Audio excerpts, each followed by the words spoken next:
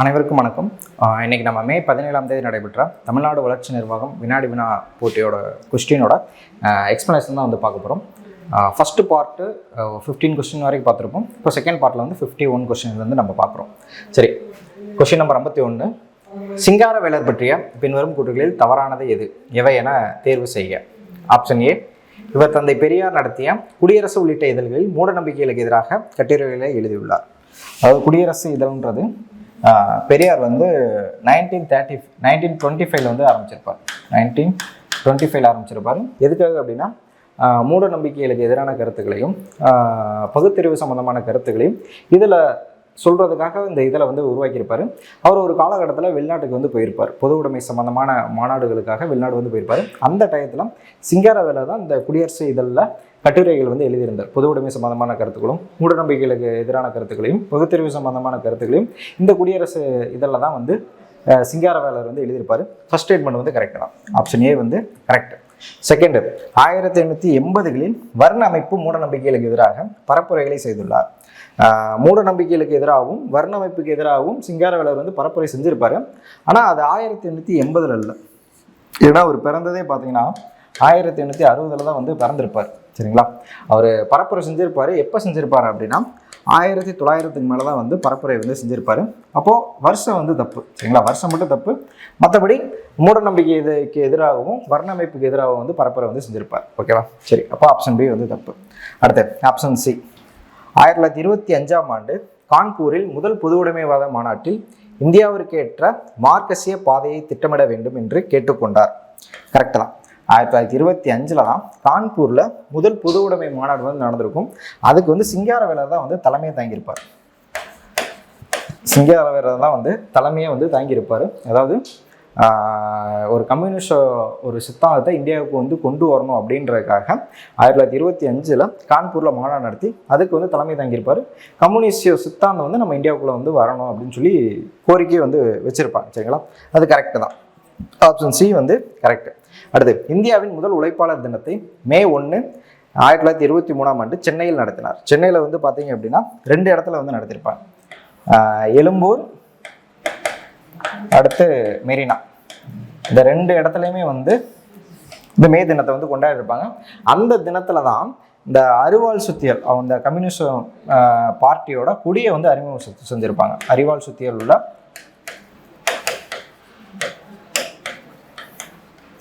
கொடியை வந்து அறிமுகம் வந்து செஞ்சுருப்பாங்க. இது மட்டும் இல்லாமல் பெரியாரும் சிங்காரவேலரும் சேர்ந்து ஈரோடு திட்டம் ஒன்று தொடங்கியிருப்பாங்க.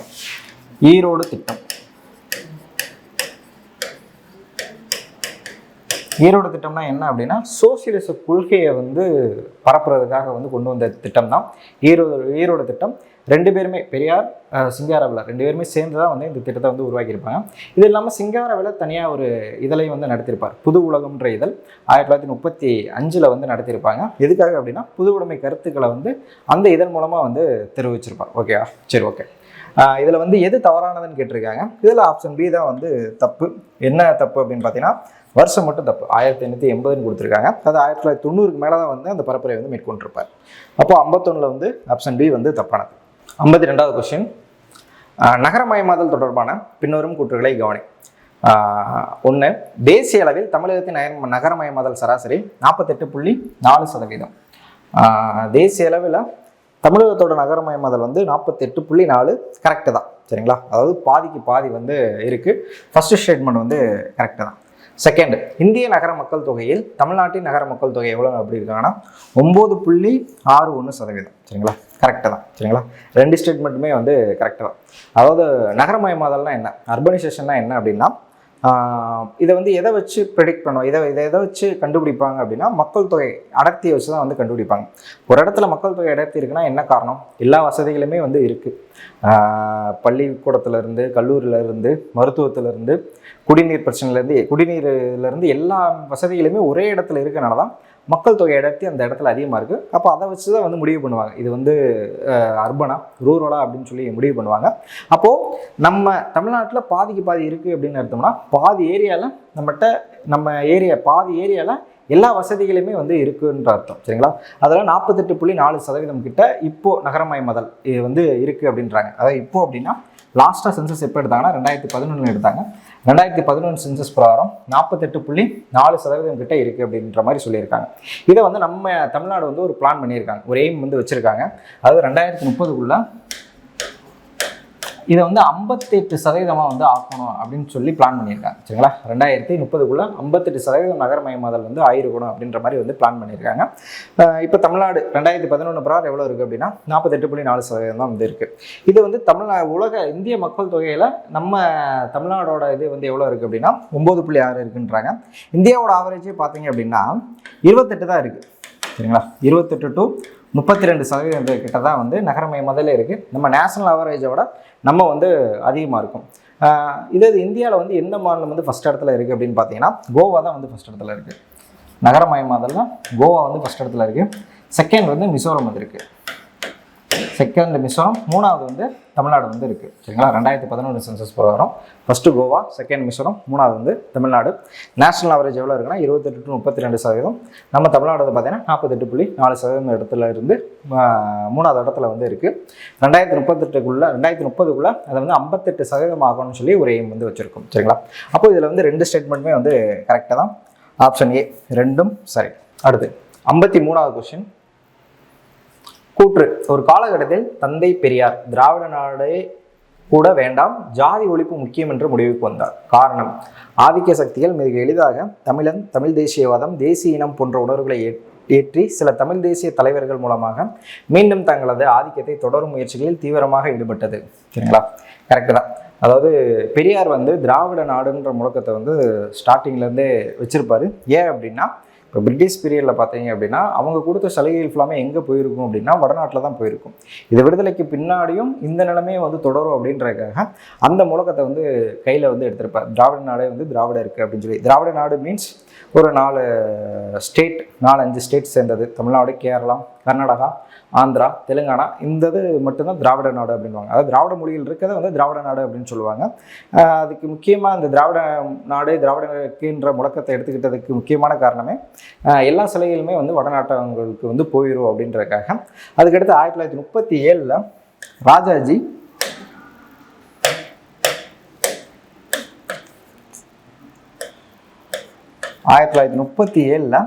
ராஜாஜி வந்து ஹிந்தியை வந்து கட்டாய மொழியை வந்து அறிவிக்கிறாரு. அதில் வந்து என்ன சொல்கிறாங்க அப்படின்னா தமிழ்நாடு தமிழருக்கேன்ற ஒரு முழக்கத்தை வந்து ஏற்படுத்துகிறாங்க. அடுத்து 1940 நீதி கட்சி சார்பாக திருவாரூரில் ஒரு மாநாடு வந்து நடத்தியிருப்பாங்க நீதி கட்சி சார்பாக. அதில் தான் வந்து செகண்ட் முழக்கத்தை வந்து சொல்கிறாங்க. இவங்களோட 2வது முழக்கம் திராவிட நாடு திராவிட இருக்கேன்ற முழக்கத்தை வந்து 1940 திருவாரூர் மாநாட்டில் வந்து சொல்கிறாங்க. ஃபஸ்ட்டு வந்து எப்போ இது வலியுறுத்துகிறாங்க அப்படின்னா ராஜாஜி வந்து ஹிந்தி மொழியை வந்து இந்தியாவில் வந்து திணிச்சிருப்பாங்க. அந்த டயத்தில் தமிழ்நாடு தமிழருக்கேன்ற முழக்கத்தை வந்து கொண்டு வந்திருப்பாங்க. சரிங்களா, அதுக்கப்புறம் இதை தாண்டி மற்ற ஜாதிய குடிமைகள் வந்து உள்ளே இருக்குன்ற காரணத்துக்காக அதை விட்டுட்டு இனிமேல் ஜாதியை தான் வந்து எதிர்த்து போராடணும் அப்படின்றதுக்காக அதில் வந்து ஃபோக்கஸ்டாக வந்து இருந்தாங்க. அதுக்கடுத்து லேட்டராக வந்து அண்ணாவும் அந்த மாதிரி முழக்கத்தை கையில் எடுத்தாங்க. அடுத்து 1960s தான் வந்து அதை ஃபுல்லாமே வந்து கை விட்டுட்டாங்க. சரிங்களா, அப்போ 2 ஸ்டேட்மெண்ட்டுமே வந்து கரெக்டாக தான். காரணம் வந்து கூற்றுக்கு சரியாக தான் வந்து இருக்குது. சரிங்களா, இப்போ ஆப்ஷன் ஏ கூற்று காரணம் ரெண்டும் சரி, மேலும் காரணம் கூற்றுக்கு சரியான விளக்கமாகும். Option A. அடுத்து 54வது கொஸ்டின். மா சிங்காரவேலரின் தொழிலாளர் விவசாய கட்சியின் தொழிலாளர்களுக்கான கோரிக்கைகளில் சரியானதை தேர்வு செய்ய. அதாவது தொழிலாளர் விவசாய கட்சியை வந்து எப்போ ஸ்டார்ட் பண்ணியிருப்பார் அப்படின்னா 1923 மே 1 தான் வந்து ஸ்டார்ட் பண்ணியிருப்பாங்க. சரிங்களா, மே 1 தான் வந்து ஸ்டார்ட் பண்ணியிருப்பாங்க. அவங்க என்னென்ன கோரிக்கைகளை வந்து வச்சாங்க அப்படின்னா சங்கம் அமைக்கும் உரிமை. ஒரு தொழிலாளர்கள் வந்து அவங்களோட குறைகளை வந்து சொல்கிறதுக்கு சங்கம் அமைக்கிற உரிமை வந்து வேணும் அப்படின்னு சொல்லியிருப்பாங்க. அடுத்து தங்கள் கோரிக்கைகளை பரிசீலிக்க முத்தரப்பு பேச்சுவார்த்தை குழு வந்து வேணும் அப்படின்னு சொல்லியிருப்பாங்க. அடுத்து ஒப்பந்த முறை அறிமுகம். ஒப்பந்த முறையெல்லாம் வந்து கேட்டிருக்க மாட்டாங்க. கான்ட்ராக்ட்ஸ் பேசிஸில் வந்து பணியாளர்களை பணியை அமர்த்தக்கூடாது, பெர்மனெண்ட்டாக தான் இருக்கணும் அப்படின்ற மாதிரி கேட்டிருப்பாங்க. இப்போ 3வது வந்து தப்பு. அடுத்த 4வது 10 மணி நேர வேலை சொல்லியிருக்காங்க. 10 மணி நேர வேலையெல்லாம் இல்லை, 8 மணி நேர வேலை. 8 மணி நேர வேலை. அப்போ கோரிக்கையில் வந்து எது கரெக்டு அப்படின்னு பார்த்தீங்கன்னா 1, 2 கரெக்டு, 3, 4 வந்து தப்பு. ஆப்ஷனில் பார்த்தீங்க அப்படின்னா ஏ 1, 2 மட்டும் சரி, 3, 4 வந்து தப்பு. Option A. 55வது கொஸ்டின். காலவரிசைப்படுத்துக, அதாவது கல்லூரிகளை அதோட இயரை வச்சு வந்து காலவரிசைப்படுத்த சொல்லியிருக்காங்க. இதில் சென்னை கிறிஸ்தவ தொழில் கல்லூரி எப்போ ஓப்பன் ஆச்சு அப்படின்னா, எப்போ உருவாக்குனாங்கன்னா 1837, சென்னை மாநில கல்லூரி வந்து 1840, புனித சூசையப்பர் கல்லூரி வந்து 1844, அடுத்து பச்சை பெண் கல்லூரி வந்து 1842, புனித யோவான் கல்லூரி வந்து 1878. இந்த ஆர்டரில் பார்க்கும்போது 1, 2, 5, 3, 4, 1, 2, 5, 3, 4, ஆப்ஷன் சி தான் வந்து ஆன்சர். சரிங்களா? 55க்கு ஆப்ஷன் சி. அடுத்து 56, துறைமுகங்கள் தொடர்பான கீழ்காணும் கூற்றுகளில் தவறானதை தேர்வு செய்யும். அதாவது துறைமுகங்கள் வந்து தமிழ்நாட்டில் இருக்க துறைமுகங்கள் தொடர்பாக தவறான கூற்றை வந்து தேர்வு செய்ய சொல்லியிருக்காங்க. சரிங்களா? அதில் வந்து ஆப்ஷன் ஏ, கொள்கலன்களை கையாளும் திறன் கொண்ட சென்னை துறைமுகம் நாட்டின் 2வது முக்கியமான இயற்கை துறைமுகமாகும். சரிங்களா? கரெக்டு தான். சென்னை துறைமுகம் வந்து நாட்டோட 2வது துறைமுகம் தான், ஆனால் இயற்கை துறைமுகம் இல்லை, செயற்கை துறைமுகம். சரிங்களா? செயற்கை துறைமுகம், அதாவது இயற்கை துறைமுகத்துக்கும் செயற்கை துறைமுகத்துக்கும் என்ன டிஃப்ரென்ஸ் அப்படின்னா, ஒரு கப்பல் வந்து நிற்கணும் அப்படின்னா அதுக்கு ஒரு சரியான ஆழம் வந்து இருக்கணும், அதுக்கு போதுமான ஆழம் வந்து இருக்கணும்.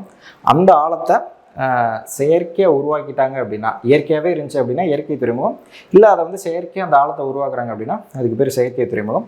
தமிழ்நாட்டில் 2 துறைமுகம் வந்து செயற்கை துறைமுகம் தான், தூத்துக்குடியும் சென்னையும் வந்து செயற்கை துறைமுகம் தான். இந்தியாவிலே வந்து ஃபஸ்ட்டு பெரிய செயற்கை துறைமுகம் எது அப்படின்னா மும்பையில் நவசேவா துறைமுகம். மும்பையில் நவசேவா துறைமுகம். மொத்தம் இந்தியாவில் வந்து எத்தனை பெரிய துறைமுகம் இருக்குது அப்படின்னா 12 பெரிய துறைமுகம் இருக்குது. அதில் 3 மட்டுமே தமிழ்நாட்டில் இருக்குது. எங்கெங்கன்னு பார்த்தீங்கன்னா சென்னை, எண்ணூர், தூத்துக்குடி. எண்ணூரை வந்து காமராஜர் துறைமுகம் அப்படின்னு சொல்லுவாங்க, தூத்துக்குடியை வந்து வஉசி துறைமுகம் அப்படின்னு சொல்லுவாங்க. அதில் 23 சிறிய துறைமுகமும் இருக்குது. நம்ம தமிழ்நாட்டில் 23 சிறிய துறைமுகம், 3 பெரிய துறைமுகம் வந்து இருக்குது. அந்த 23 சிறிய துறைமுகத்தில் முழுக்க முழுக்க கவர்மெண்ட் கட்டுப்பாட்டில் இருக்குது எதுன்னு பார்த்தீங்க அப்படின்னா கடலூர், நாகப்பட்டினம், பாலாறு. இந்த 3 துறைமுகம் வந்து கவர்மெண்ட்டோட டைரக்ட் கண்ட்ரோலில் வந்து இருக்குது. மிச்ச துறைமுகம் எப்படி இருக்குது அப்படின்னா பப்ளிக் ப்ரைவேட் பார்ட்னர்ஷிப்பில் வந்து இருக்குது. இந்த 3 மட்டும் கவர்மெண்ட் கண்ட்ரோலில் வந்து இருக்குது. இந்த பெரிய துறைமுகம் வந்து யார் கண்ட்ரோல் பண்ணுவாங்க அப்படின்னா சென்ட்ரல் கவர்மெண்ட் கண்ட்ரோல் பண்ணுவாங்க. சின்ன சின்ன துறைமுகங்களை வந்து ஸ்டேட் கவர்மெண்ட் வந்து கண்ட்ரோல் பண்ணுவாங்க. இதில் வந்து நாகப்பட்டினத்தை எப்படின்னு சொல்லுவாங்கன்னா நடுநிலை துறைமுகம் அப்படின்னு சொல்லுவாங்க. பெரிய துறைமுகம் இல்லாமல் சின்ன துறைமுகம் இல்லாமல் நடுநிலை துறைமுகம் அப்படின்னு வந்து சொல்லுவாங்க. ஓகேவா? சரி, ஓகே. அப்போ ஃபஸ்ட்டு ஸ்டேட்மெண்ட் வந்து தப்பு, ஆப்ஷன் ஏ வந்து தப்பு. ஏன் அப்படின்னா அது இயற்கை துறைமுகம் இல்லை, செயற்கை துறைமுகம். சரியா இருக்கிறது? ஆப்ஷன் பி, சென்னை, எண்ணூர், தூத்துக்குடி முதலியன மாநிலத்தின் மிகப்பெரிய துறைமுகங்களாகும். கரெக்டு தான். தமிழ்நாட்டில் இருக்க மிகப்பெரிய துறைமுகம் 12 பெரிய துறைமுகத்தில் 3 பெரிய துறைமுகம் நம்ம தமிழ்நாட்டில் வந்து இருக்குது. அடுத்து ஆப்ஷன் சி, மாநிலத்தில் தற்போது ஆண்டுதோறும் 73 மில்லியன் மெட்ரிக் டன் சரக்குகளை கையாளும் திறன் கொண்ட 23 சிறிய துறைமுகங்கள் உள்ளன. கரெக்டு தான். சரிங்களா? 23 சிறிய துறைமுகங்கள் வந்து இருக்குது. அடுத்து ஆப்ஷன் டி, மாநிலத்தின் அனைத்து சிறிய துறைமுகங்களும் தமிழ்நாடு கடல்சார் மையத்தால் நிர்வகிக்கப்படுகின்றன. சரிங்களா? சிறிய துறைமுகங்கள் வந்து யாரால் வந்து நிர்வகிக்கப்படுவாங்கன்னா ஸ்டேட் கவர்மெண்ட் தான். அதே வந்து சொல்லியிருக்காங்க, தமிழ்நாடு கடல்சார் மையம். பெரிய துறைமுகம் வந்து சென்ட்ரல் கவர்மெண்ட்டோட அதுக்குன்னு ஒரு வாரியம் வந்து இருக்கும், அவங்க வந்து நிர்வாகம் பண்ணிக்கிறாங்க. சரிங்களா? அப்போ இதில் வந்து எது வந்து தப்புன்னு கேட்டிருக்காங்க, ஆப்ஷன் ஏ தான் வந்து தப்பு. சரிங்களா?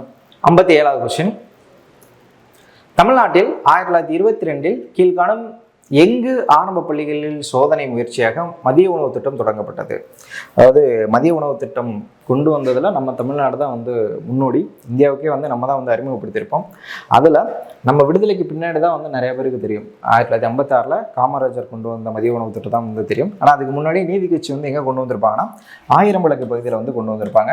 கரெக்டாக 1922 வந்து ஸ்டார்ட் பண்ணியிருப்பாங்க. 1925 சென்னை ஃபுல்லாக வந்து கொண்டு வந்திருப்பாங்க. இதை கொண்டு வந்த பெருமை யாருக்கு சார்னா பிடி தியாகராயர். ஏன் அப்படின்னா இவர் தான் வந்து சென்னையோட மேயராக வந்து அந்த டயத்தில் இருந்திருப்பாங்க. அவர் தான் வந்து ஆயிரம் விளக்கு பகுதியில் ஸ்டார்ட் பண்ணியிருப்பாங்க. 25 சென்னை ஃபுல்லாக வந்து கொண்டு வந்திருப்பாங்க. சரிங்களா? சரி, அதுக்கடுத்து கொஞ்சம் அந்த நீதி கட்சி பீரியட் வரைக்கும் மதிய உணவு திட்டம் இருந்துச்சு. அதுக்கடுத்து விடுதலைக்கு பின்னாடி பார்த்தீங்க அப்படின்னா காமராஜர் வந்து 1956 வந்து மதிய உணவு திட்டத்தை தூத்துக்குடியில் வந்து கொண்டு வந்திருப்பாங்க, எட்டயபுரத்தில். அதுக்கடுத்து 82 மதிய உணவு திட்டத்தை சத்துணவு திட்டமாக வந்து எம்ஜிஆர் வந்து மாற்றிருப்பாங்க. எங்கே அப்படின்னா திருச்சியில் பாப்பாங்குறிச்சின்ற இடத்துல வந்து பண்ணியிருப்பாங்க. அதுக்கடுத்து 2022 காலை உணவு திட்டம்னு சொல்லி கொண்டு வந்திருப்பாங்க. எங்கன்னா மதுரையில் சிம்மக்கல்ற வந்து கொண்டு வந்திருப்பாங்க, நெல்பேட்டையில் வந்து கொண்டு வந்திருப்பாங்க. ஓகேவா? சரி, ஓகே. இதில் வந்து மதிய உணவு திட்டம் தொடங்கப்பட்டது எங்கன்னா ஆப்ஷன் டி 1000 விளக்குன்ற பகுதியில். அடுத்து 58வது கொஸ்டின், தவறான இணையை தேர்வு செய்ய. அதாவது அந்த ஊரோட பெருமையை வச்சு தேர்வு செய்ய சொல்லியிருக்காங்க. சென்னையை வந்து என்னன்னு சொல்லுவாங்க அப்படின்னா ஆசியாவின் டெட்ராய்டு அப்படின்னு சொல்லுவாங்க. ஏன் அப்படின்னா வாகன உற்பத்தி அதிகமாக சென்னையில் வந்து நடக்கிறனால அதை வந்து டெட்ராய்டு அப்படின்னு சொல்லுவாங்க. ஆசியாவோட டெட்ராயே வந்து என்னன்னு சொல்லுவாங்கன்னா சென்னை தான் வந்து சொல்கிறாங்க. இப்போது இன்னொரு ஹப்பாக வந்து எது மாறிக்கிட்டே இருக்குன்னா ஹொசூர் வந்து மாறிக்கிட்டு இருக்கு. ஓகேவா? இப்போ ஃபஸ்ட்டு வந்து கரெக்டு தான், ஆப்ஷன் ஏ வந்து கரெக்ட். அடுத்து பின்னலாடைகளின் தலைநகரம் இல்லை நகரம் இன்னும் எதை சொல்லுவாங்கன்னா திருப்பத்தூரில் திருப்பூர் வந்து சொல்லுவாங்க. ஏன் அப்படின்னா அது சுற்றி இருக்க ஏரியா ஃபுல்லாமே இந்த காட்டனுக்கு வந்து ரொம்ப ஃபேமஸாக இருக்கனால அதை பின்னலாடைகளின் நகரம் வந்து சொல்லுவாங்க. இன்னொன்று இதோடு சேர்ந்து ஒரு 4 ஏரியாவை ஜவுளி பள்ளத்தாக்குன்னு சொல்லுவாங்க. திருப்பூர், கோயம்புத்தூர், சேலம், ஈரோடு, கரூர், இந்த 5 மாவட்டத்தையும் என்னன்னு சொல்லுவாங்கன்னா ஜவுளி பள்ளத்தாக்குன்னு சொல்லுவாங்க. திருப்பத்தூரில் திருப்பூர். ஓகேவா? அப்போ ஆப்ஷன் பி வந்து தப்பு. அடுத்து குட்டி ஜப்பான்ன்ற எதை சொல்லுவாங்கன்னா சிவகாசின்னு சொல்லுவாங்க. யார் சொன்னதுன்னா ஜவஹர்லால் நேரு தான் வந்து சொல்லியிருப்பார். ஏன் அப்படின்னா அங்கே வந்து ஜப்பானில் எப்படி வந்து சுறுசுறுப்பாக வேலை பார்க்குறாங்களோ அதே மாதிரி சிவகாசிலேயும் வந்து சுறுசுறுப்பாக வந்து வேலை பார்க்குறாங்க அப்படின்னு சொல்லி அந்த சிவகாசி வந்து குட்டி ஜப்பான் அப்படின்னு வந்து சொல்லியிருப்பாங்க. சிவகாசி வந்து ரொம்ப எதுக்கு ஃபேமஸ் அப்படின்னு பார்த்தீங்கன்னா பட்டாசு உற்பத்திக்கும் பிரிண்டிங் டெக்னாலஜிக்கும் வந்து ஃபேமஸ். அதாவது அச்சு தொழில்நுட்பத்துக்கும் வந்து ரொம்ப ஃபேமஸ். இந்த வருஷத்துலாம் பார்த்தீங்க அப்படின்னா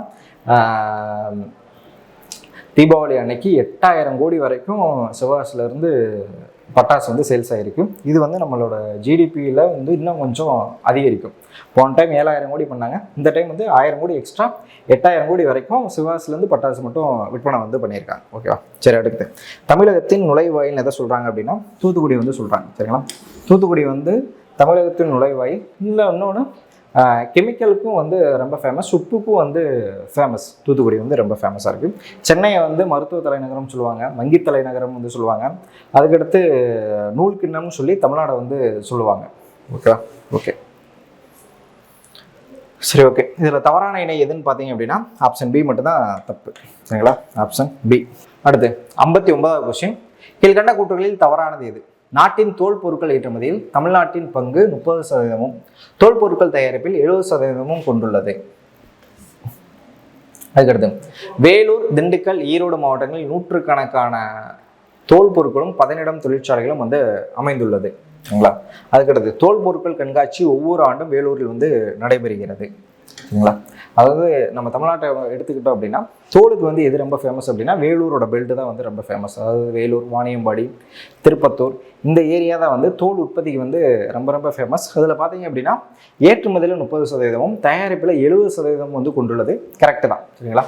கரெக்ட். ஆப்ஷன் ஏ வந்து கரெக்ட். ஆப்ஷன் பி பார்த்தீங்க அப்படின்னா வேலூரை தாண்டி, அந்த வேலூர் பெல்ட்டை தாண்டி தோல் உற்பத்திலையும் தோல் ஏற்றுமதியிலையும் எது ரொம்ப ஃபேமஸாக இருக்குது அப்படின்னா திண்டுக்கல், ஈரோடு மாவட்டம் வந்து ரொம்ப ரொம்ப ஃபேமஸ் தான் தோல் உற்பத்திக்கு. ஆப்ஷன் பி வந்து கரெக்ட். அடுத்து தோல் பொருட்கள் கண்காட்சி ஒவ்வொரு ஆண்டும் வேலூரில் நடைபெறும் கொடுத்துருக்காங்க.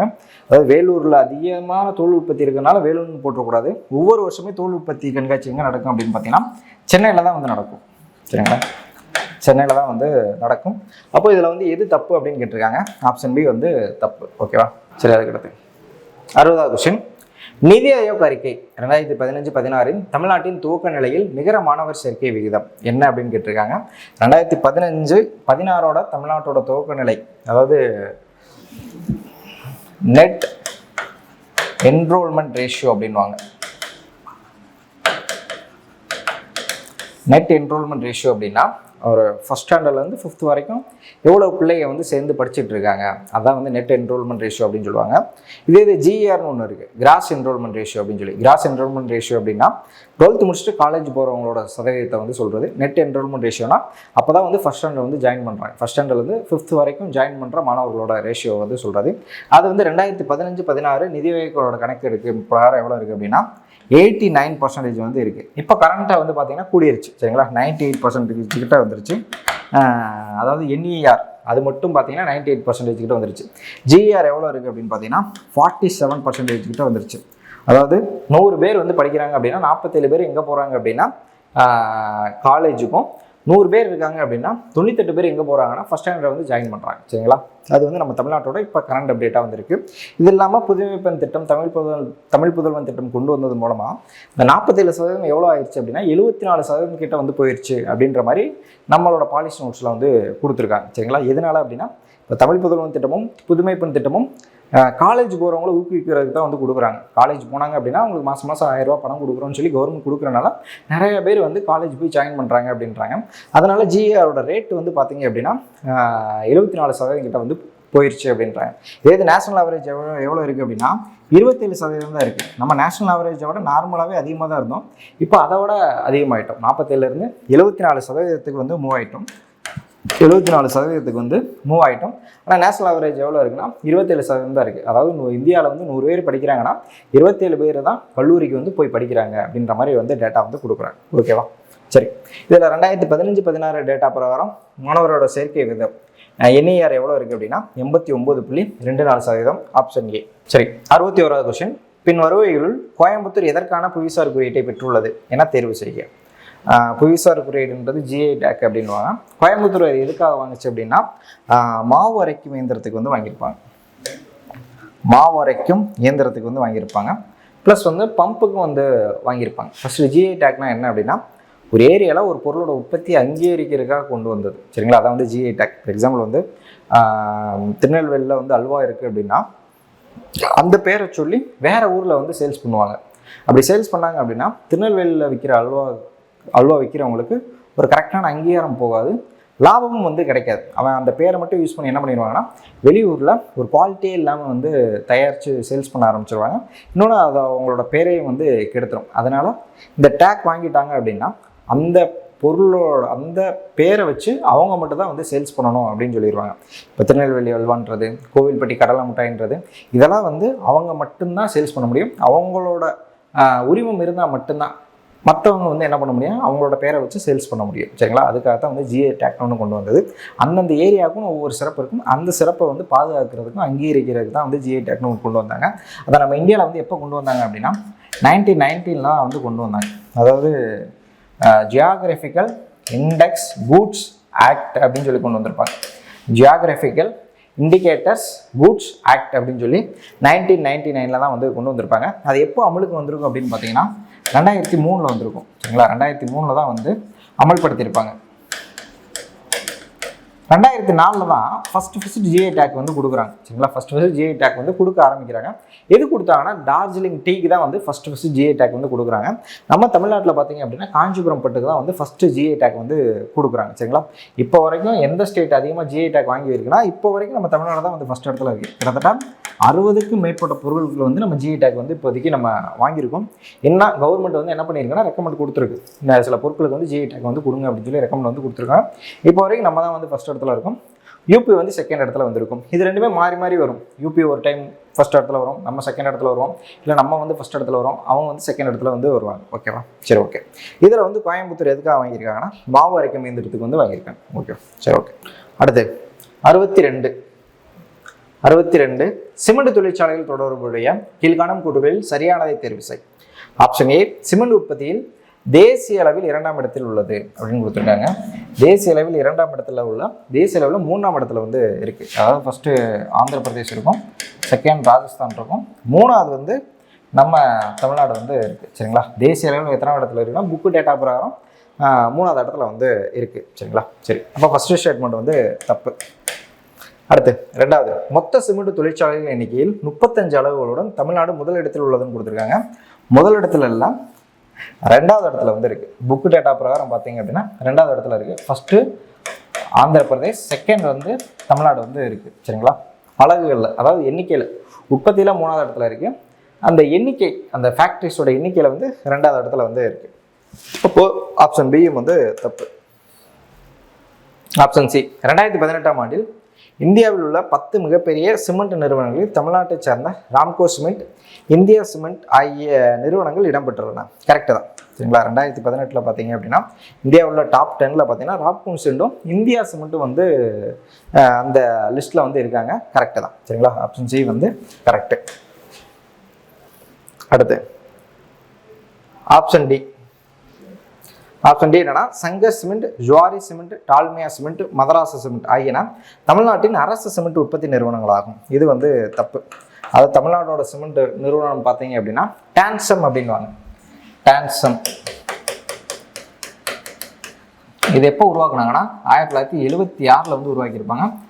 இவங்களோட ஃபர்ஸ்ட் பிளான்ட் வந்து எங்கே இருக்குது அப்படின்னு பார்த்தீங்கன்னா ஆலங்குளத்தில் போட்டிருப்பாங்க. செகண்ட் பிளான்ட் வந்து பார்த்தீங்க அப்படின்னா அரியலூரில் வந்து போட்டிருப்பாங்க. 1979 செகண்ட் பிளான்ட் போட்டிருப்பாங்க. ஃபர்ஸ்ட் பிளான்ட் எப்போ போட்டிருப்பாங்கன்னா 76 ஆலங்குளத்திலே வந்து போட்டிருப்பாங்க. இது எந்த நிறுவனத்துக்கு கீழே வந்து இயங்கிட்டு இருக்கு? இந்த டான்சம் வந்து எந்த நிறுவனத்துக்கு கீழே வந்து இயங்கிட்டு இருக்கு அப்படின்னு பார்த்தீங்க அப்படின்னா டிட்கோன்ற ஒரு அமைப்பு இருக்கும். 1970 உருவாக்கின டிட்கோன்ற ஒரு அமைப்பு இருக்கும். தமிழ்நாடு இண்டஸ்ட்ரியல் டெவலப்மெண்ட் கார்பரேஷன் ஒரு அமைப்பு இருக்கும். அந்த அமைப்பு கீழே தான் இந்த டான்சம் வந்து உருவாக்கியிருப்பாங்க. இந்த டான்சம்ன்றது தமிழ்நாடு கவர்மெண்ட் ஓன் சிமெண்ட் உற்பத்தி பண்ணுற ஒரு நிறுவனம். இது கீழே வந்து நிறைய சிமெண்ட் வந்து உற்பத்தி பண்ணாங்க. வலிமை சிமெண்ட், அம்மா சிமெண்ட் இதெல்லாம் வந்து உற்பத்தி பண்ணுவாங்க. ரொம்ப மலிவு விலையில் வந்து இருக்கும். இதோட ஃபர்ஸ்ட் பிளான்ட் எப்போ போட்டாங்கன்னா 76லையும், செகண்ட் பிளான்ட் வந்து 79 அரியலூரில் தான் போட்டாங்க. அரியலூர் தான் வந்து அந்த சிமெண்ட் உற்பத்தி பண்ணுறதுக்கு வந்து ரொம்ப ஃபேமஸ் நம்ம தமிழ்நாட்டில். ஓகேவா, சரி ஓகே. அப்போது 4வது ஸ்டேட்மெண்ட் டி வந்து தப்பு. இதில் வந்து எது வந்து கரெக்டுன்னு கேட்டிருக்காங்க? ஆப்ஷன் சி மட்டும் தான் வந்து கரெக்ட். ஓகேவா. அடுத்து 63வது கொஸ்டின். 63வது கொஸ்டின். தந்தை பெரியார் 1925ஆம் ஆண்டு காஞ்சிபுரத்தில் நடைபெற்ற காங்கிரஸ் மாநாட்டில் எந்த தீர்மானத்தை கொண்டு வந்தார்? அதாவது 1925ல் காங்கிரஸ் மாநாடு நடந்திருக்கும். அதுக்கு தலைமையை வந்து யார் தாங்கியிருப்பாங்க அப்படின்னா திருவிங்க தான் வந்து தலைமை தாங்கியிருப்பார். இந்த மாநாட்டில் என்ன தீர்மானம் வந்து கொண்டு வராரு அப்படின்னா அரசு கல்வி வேலைவாய்ப்புகளில் வகுப்பு வாரி பிரதிநிதித்துவம் வந்து வேணும் அப்படின்னு சொல்லி தீர்மானம் வந்து நிறைவேற்றிருப்பார். ஏன் அப்படின்னா இவங்க உறுப்பினரில் ஒருத்தர் வந்து சேரன்மாதேவி குருகுலம் சொல்லி நடத்திருப்பாங்க. அந்த குருகுலத்தில் தீண்டாமையை வந்து ஃபாலோ பண்ணுவாங்க. அதை வந்து பார்த்து பெரியார் என்ன பண்ணுவார்னா இன்னும் வந்து தீண்டாமை வந்து இருக்குது அப்படின்னு சொல்லி அந்த தீண்டாமையை வந்து கலைக்கிறதுக்கு என்ன பண்ணியிருப்பாங்கன்னா உடனே காஞ்சிபுரம் மாநாட்டில் இந்த மாதிரி தீண்டாமையை வந்து ஒழிக்கணும், அவங்களுக்கு வந்து என்ன பண்ணணும்னா வகுப்பாரி இடஒதுக்கீடு வந்து கொடுக்கணும் அப்படின்னு சொல்லி தீர்மானம் நிறைவேற்றிருப்பாங்க. ஆனால் தீர்மானத்தை வந்து அந்த காங்கிரஸ் மாநாடு வந்து ஏற்றிருக்க மாட்டாங்க. பெரும்பாலான மெம்பர்ஸ் வந்து ஏற்றிருக்க மாட்டாங்க. உடனே அதுலேருந்து என்ன பண்ணிடுவாங்கன்னா வெளியேறி சுயமரியாதை மாநாடு வந்து நடத்திருப்பார். சரிங்களா. இப்போ எதுக்கு வந்து கொண்டு வந்திருப்பாங்க அப்படின்னா அரசு கல்வி வேலைவாய்ப்புகள் வகுப்பு வாரி பிரதிநிதித்துவம் கோரும் தீர்மானம். ஓகேவா, ஆப்ஷன் சி. அடுத்து 64 கூற்று. ஈரோடு வெங்கடப்ப ராமசாமிக்கு 1938ஆம் ஆண்டில் பெண்கள் மாநாட்டில் பெரியார் என்ற பட்டம் வழங்கப்பட்டது. கரெக்டு தான். 1938 நவம்பர் 13 இந்த மாநாட்டில் வந்து நீலாம்பிகை வந்து தலைமை ஏற்றிருப்பாங்க. தர்மாம்பாள் தான் இதுக்கு வந்து இவருக்கு வந்து பட்டத்தை வந்து கொடுத்துருப்பாங்க. சரிங்களா, பெரியார்ன்ற பட்டத்தை வந்து கொடுத்துருப்பாங்க. கரெக்டு. அடுத்து காரணம். பெண் விடுதலையின் தந்தை பெரியாரின் சுயமரியாதை இயக்கத்தின் பங்கு பணி ஈடு இணை இல்லாதது. அதாவது பெரியார் வந்து முக்கியமாக வந்து போராடினது எதுக்காக அப்படின்னா பெண் விடுதலைக்கு போராடிருப்பாரு. அடுத்து தீண்டாமைக்கு எதிராக வந்து போராடிருப்பாரு. பகுத்தறிவுக்காக வந்து போராடிருப்பாரு. சரிங்களா. இதில் வந்து பெண் விடுதலைக்கு போராடினால அவங்களுக்கு வந்து என்ன பேர் கொடுத்துருக்காங்க அப்படின்னா பெரியார் வந்து கொடுத்துருப்பாங்க. மகளிர் மாநாட்டில் தான் வந்து கொடுத்துருப்பாங்க. அந்த மாநாட்டுக்கு தலைமை தாங்கினது நீலாம்பிகை அம்மையார், கொடுத்தது வந்து தர்மாம்பாள் வந்து கொடுத்துருப்பாங்க. ஓகேவா, சரி. அப்போ இது வந்து ரெண்டுமே வந்து சரிதான். கூற்று காரணம் ரெண்டுமே சரி. Option B. அடுத்து 65 சூரிய சக்தி மின்சாரம் 2017 படி கீழ்கண்ட மாநிலங்களில் அதன் மொத்த திறனின் அடிப்படையில் வரிசைப்படுத்துக அப்படின்னு கொடுத்துருக்காங்க. அதில் வந்து பார்த்தீங்க அப்படின்னா தமிழ்நாடு ஃபஸ்ட்டு, செகண்ட் வந்து ராஜஸ்தான், 3வது வந்து குஜராத், 4வது வந்து தெலுங்கானா, 5வது வந்து ஆந்திரா. சரிங்களா. இது 2017 படி. 2017 படின்னு பார்த்தீங்க அப்படின்னா ஆர்டர் பிரகாரம் பார்த்தீங்கன்னா DDAEC ஆப்ஷன் டி. இப்போ பார்த்தீங்கன்னா எது ஃபர்ஸ்ட் இடத்துல இருக்குன்னா ராஜஸ்தான் தான் வந்து ஃபர்ஸ்ட் இடத்துல இருக்கு. ராஜஸ்தான், குஜராத், கர்நாடகா, 4வது இடத்துல வந்து தமிழ்நாடு இருக்குது. இது கரண்ட் அப்டேட்டு. இது 2017 பிரகாரம் ஃபர்ஸ்ட் இடத்துல தமிழ்நாடு தான் வந்து இருந்துச்சு. சரிங்களா. இந்த சூரிய ஒளியை வந்து ஊக்குவிக்கிறதுக்கு தமிழ்நாடு கவர்மெண்ட் மூலமாக இல்லை இந்தியன் கவர்மெண்ட் மூலமாக நிறையா ஸ்கீம்ஸ் வந்து கொண்டு வந்தாங்க. சரிங்களா. இந்தியன் கவர்மெண்ட்டில் பார்த்தீங்க அப்படின்னா 2014 சூரிய கர் பிஜிலி யோஜனா அப்படின்ற ஒரு ஸ்கீம்ஸ் வந்து கொண்டு வந்திருப்பாங்க. சரிங்களா? அதாவது இது மூலமாக 1 கோடி குடும்பத்துக்கு வந்து சூரிய மின் இணைப்பை வந்து உண்டாக்கி தரணும் அப்படின்றதுக்காக வந்து கொண்டு வந்திருப்பாங்க. நம்ம தமிழ்நாடு கவர்மெண்ட்டும் 2011 வந்து கொண்டு வந்திருப்பாங்க. பசுமை வீடு இயக்கம் சொல்லி, பசுமை வீடுகள் திட்டம் சொல்லி கவர்மெண்ட் வந்து வீடு கட்டுறதுக்கு சப்சிடி கொடுப்பாங்க. அது மூலமாக அதுலேயே ஒரு சில அமௌண்ட் என்ன பண்ணுவாங்கன்னா, இந்த சோலார் பேனலை வந்து இன்ஸ்டாலேஷன் வந்து பண்ணுறதுக்கும் அதுக்குன்னு தனியாக ஒரு அமௌண்ட் கொடுத்தாங்க. 2011 சென்ட்ரல் கவர்மெண்ட் வந்து 2014 வந்து கொண்டு வந்தாங்க. ரீசெண்டாக வந்து கொண்டு வந்தது. ஓகேவா? சரி, ஓகே. இப்போ இதில் வந்து இது ஆன்சர்னு பார்த்தீங்கன்னா ஆப்ஷன் டி. அடுத்து 66வது கொஸ்டின். முதன்முறையாக மலிவு விலை அரிசி திட்டத்தை அறிமுகப்படுத்தியவர் யார்? அறிமுகப்படுத்தியவர் யார் அப்படின்னா CN அண்ணாதுரை. ஏன்னா இவர் வந்து ஆட்சிக்கு வர்றதுக்கு முன்னாடி 1967 தான் வந்து கரெக்டாக ஆட்சிக்கு வராங்க. 67 ஆட்சிக்கு வர்றதுக்கு முன்னாடி இவங்களோட பரப்புரைகள் ஒன்றா எது இருந்துச்சு அப்படின்னா, 1 படி அரிசி, 1 ரூபாய்க்கு 1 படி அரிசி வந்து கொடுக்கணும் அப்படின்ற மாதிரி ஒரு பரப்புரையை வந்து மேற்கொண்டிருப்பார். அந்த பரப்புரையிலே கூட சொல்லியிருப்பார், 2 படி லட்சியம் 1 படி நிச்சயம் வந்து சொல்லியிருப்பார். ஓகேவா? அது மூலமாக 1967 ஆட்சிக்கு வந்தோடனே 1 ரூபாய்க்கு 1 படி அரிசி வந்து கொடுத்துருப்பாரு. ஆனால் இதை வந்து எஃபிஷியண்ட்டாக வந்து ரொம்ப நாள் வந்து செயல்படுத்த முடியல. இடையிலே அந்த பட்ஜெட் ப்ராப்ளம்னால வந்து கை விட்டுருப்பாங்க. மறுபடியும் இந்த நோக்கத்தை, இவரோட அண்ணாவோட கொள்கையை வச்சு தான் வந்து 2007 கலைஞர் வந்து 1 கிலோ அரிசி 1 ரூபாய்க்குன்னு ஒன்று கொடுத்துருப்பார். 1 கிலோ அரிசி வந்து 1 ரூபாய்க்கு வந்து கொடுத்துருப்பார். 2007 வந்து கொடுத்துருப்பார். இப்போலாம் பார்த்தீங்கன்னா ஃப்ரீயாக வந்து கொடுக்குறாங்க. கிட்டத்தட்ட 16 கிலோ வரைக்கும் ஒரு மந்த்துக்கு வந்து ஒரு குடும்பத்துக்கு வந்து ஃப்ரீயாக வந்து கொடுக்குறாங்க. அதுக்கு வந்து விதவிச்சது யார் அப்படின்னு பார்த்தீங்கன்னா அண்ணா தான் வந்து அதை ஆரம்பிச்சு விட்டுருப்பார், 1 படி அரிசி திட்டத்தை. சரிங்களா? அப்போ இதில் வந்து ஆன்சர் எதுன்னு பார்த்தீங்கன்னா CN அண்ணாதுரை 1967 வந்து கொண்டு வந்திருப்பாங்க.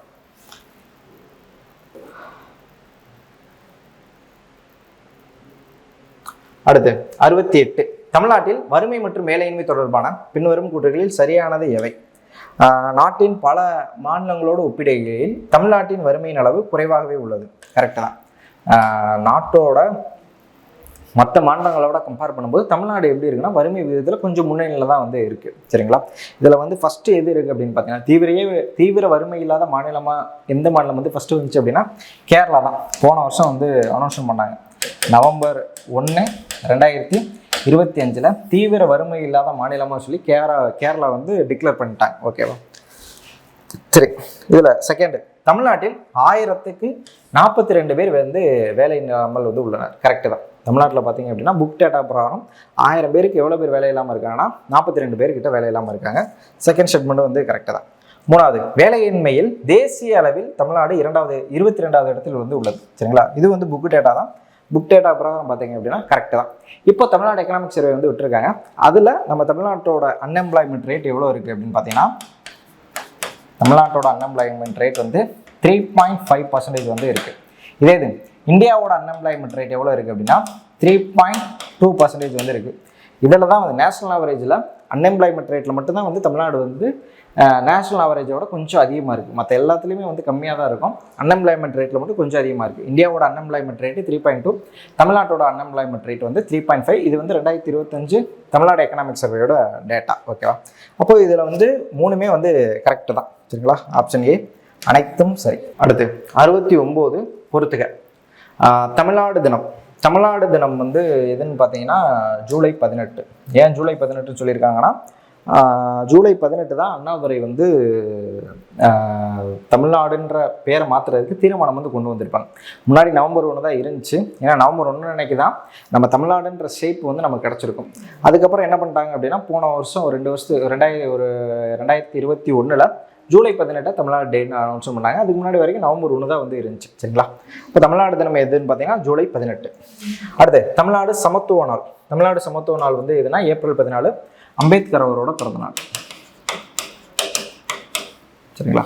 அதுக்கடுத்து உலக சமூக நீதி நாள், ஐநாவால் அங்கீகரிக்கப்பட்ட டே எதுன்னு பார்த்தீங்கன்னா February 20 தான் வந்து உலக சமூக நீதி நாள். அடுத்து தமிழ்நாடு சமூக நீதி நாள் எதுன்னு பார்த்தீங்கன்னா செப்டம்பர் 17. எதுன்னு பார்த்தீங்கன்னா பெரியாரோட பிறந்தநாள். சரி, ஆன்சர் எதுன்னு பார்த்தீங்கன்னா 3/1/24 ஆப்ஷன் டி.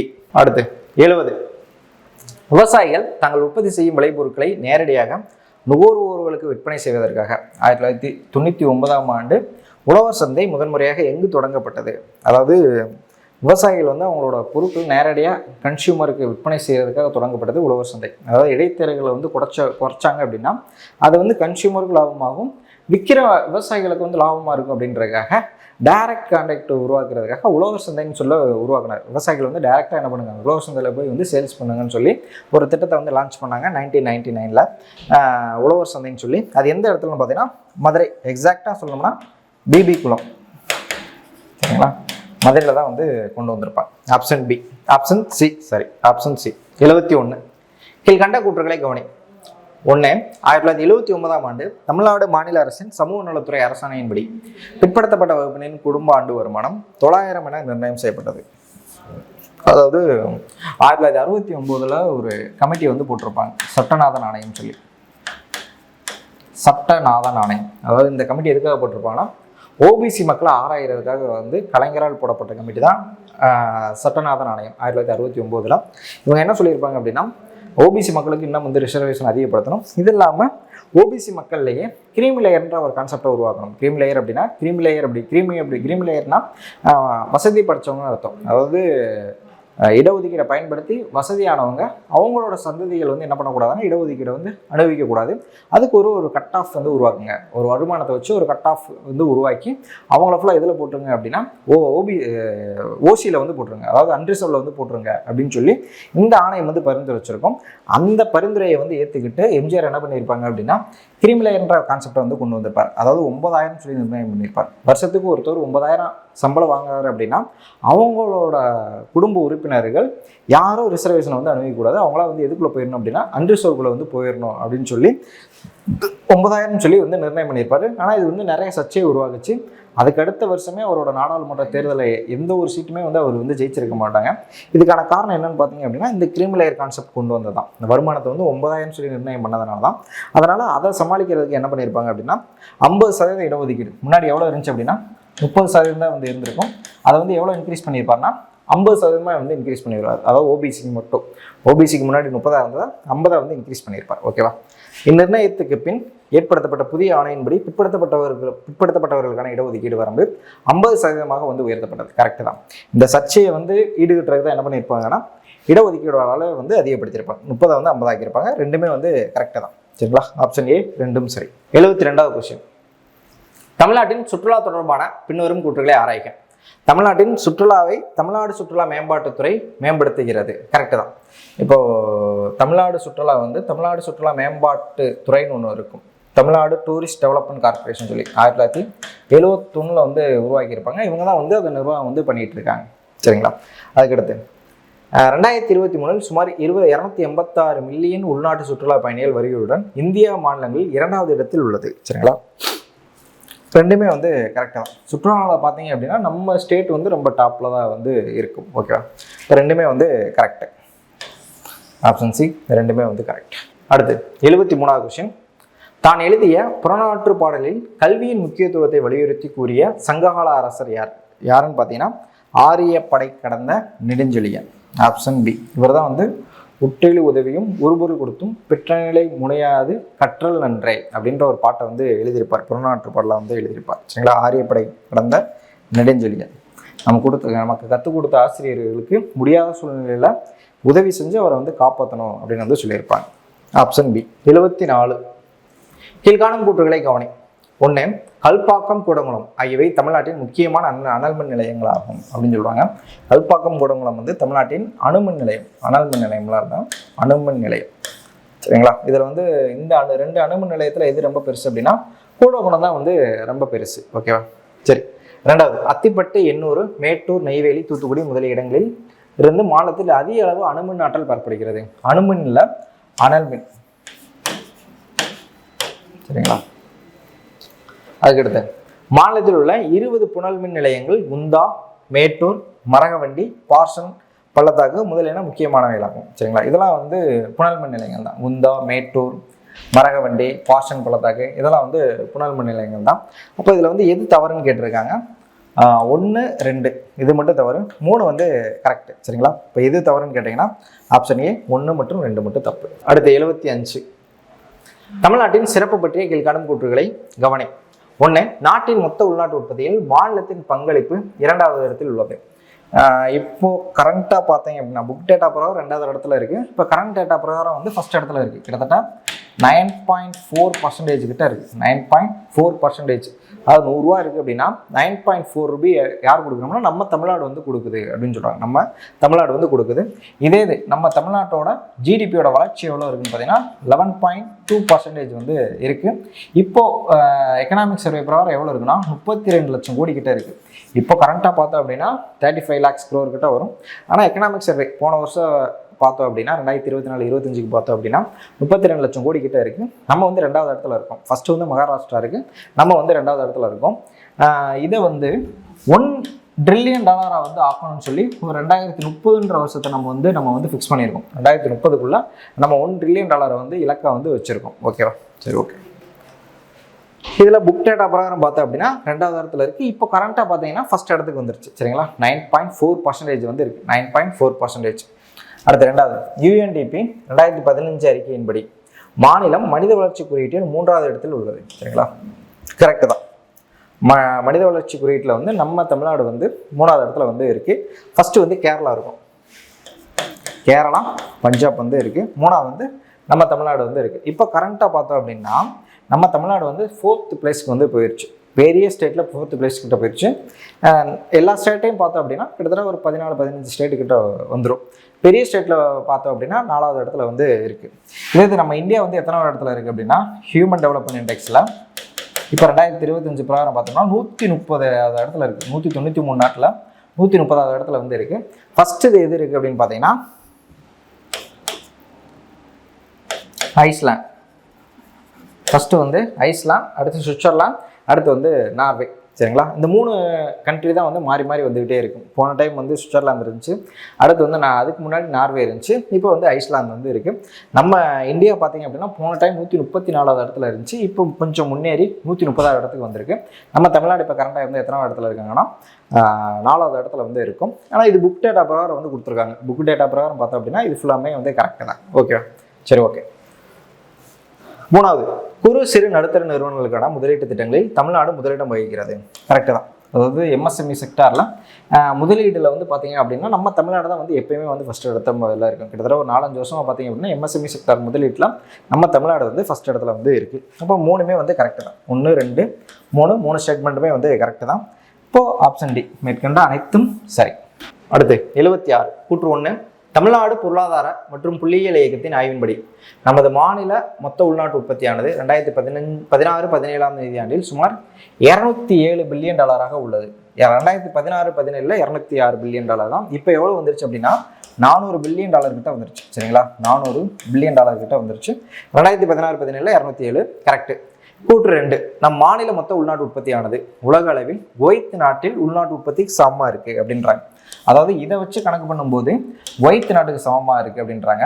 அடுத்து பர்ச்சேஸ் பவர் பேரிட்டியில், பர்ச்சேஸ் பவர் பேரிட்டி மீன்ஸ் உங்களோட அமௌண்ட்டையும் வெளிநாட்டோட அமௌண்ட்டையும் கம்பேர் பண்ணி வெளிநாட்டு அமௌண்ட்டில் எவ்வளோ வாங்க முடியும், நம்ம தமிழ்நாடோட அமௌண்ட்டில் எவ்வளோ வாங்க முடியும் அப்படின்னு சொல்லி கம்பேர் பண்ணி பார்க்குறது. அந்த பர்ச்சேசிங் பவர் பேரிட்டியில் வந்து பார்த்தோம் அப்படின்னா ஐக்கிய அரபு எமிரேட்டுக்கு வந்து இணையாக இருக்குது அப்படின்னு வந்து சொல்கிறாங்க. 2 ஸ்டேட்மெண்ட்டுமே வந்து கரெக்டாக தான். ஏன்னா அது புக்கில் கொடுத்தது, இப்போ டேட்டா வந்து மாறி இருக்கும். ஆனால் புக்கில் ஏற்றதுக்கு ஏற்றாப்புல இது வந்து கரெக்டாக தான் வந்து இருக்குது. ஓகேவா? சரி, ஓகே. 2ம் சரி. ஆப்ஷன் ஏ 2ம் சரி. பர்ச்சேஸ் பவர் பேரிட்டினா என்ன அப்படின்னா இப்போ ஒரு அமெரிக்காவில் ஒருத்தர் வந்து 80,000 ரூபா சம்பாரித்து ஒருத்தரோட வாழ்க்கையை வந்து வாழ முடியும் அப்படின்னா நம்ம இந்தியாவில் 30,000 வச்சு வந்து வாழ்க்கையை வந்து வாழ முடியும். அப்போது கம்பேர் பண்ணி பார்த்தோம் அப்படின்னா அங்கே இருக்க 80,000 ரூபாயும் இங்கே இருக்க 30,000 வந்து ஈக்குவல் தான். அதாவது இங்கே ஒருத்தர் 30,000 வச்சு என்ன வாழ்க்கையை வாழ்கிறானோ அதான் வந்து அமெரிக்காவில் 80,000 ரூபா வச்சு அவனால் வாழ முடியும். சரிங்களா? அதான் வந்து பர்ச்சேஸ் பவர் பேரிட்டி.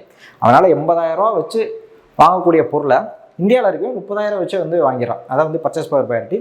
அந்த பர்ச்சேஸ் பவர் பேரிட்டியில் ஐக்கிய அரபு எமிரேட்ஸுக்கு ஈக்குவலாக இருக்குது அப்படின்றாங்க. ஐக்கிய அரபு எமிரேட்ஸில் ஒரு அமௌண்ட்டை வச்சு என்ன பொருள் வந்து வாங்க முடியும், 10,000 ரூபாய்க்கு என்ன பொருள் வந்து வாங்க முடியுமோ அதே பொருளை இங்கே இந்த அமௌண்ட்டுக்கு வந்து வாங்கிடலாம் அப்படின்றாங்க. அதே அமௌண்ட்டுக்கு சென்னையில் தமிழ்நாட்டில் வந்து வாங்கிடலாம் அப்படின்னு சொல்கிறாங்க. ஓகேவா?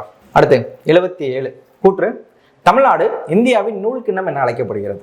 சரிங்களா? கரெக்டு தான். தமிழ்நாடு வந்து இந்தியாவின் நூல் கிண்ணம் அழைக்கப்படுகிறது. ஏன்னா காட்டன் உற்பத்தி வந்து மேற்கு சைடு வந்து ரொம்ப அதிகமாக உற்பத்தி ஆகுது. எக்ஸாம்பிள் வந்து கோயம்புத்தூர், திருப்பூர், ஈரோடு, கரூர், சேலம் இந்த மாதிரி ஏரியாவில் வந்து பார்த்திங்க அப்படின்னா காட்டன் உற்பத்தி வந்து ரொம்ப அதிகமாக இருக்கனால தமிழ்நாடு என்னன்னு சொல்கிறோம் அப்படின்னா இந்தியாவோட நூல்கிண்ணம் அப்படின்னு வந்து சொல்கிறாங்க. ஓகேவா, வந்து கரெக்ட். காரணம், தேசிய அளவில் மொத்த நூல் விழுக்காடு 52% தமிழ்நாட்டில் உற்பத்தி செய்யப்படுகிறது.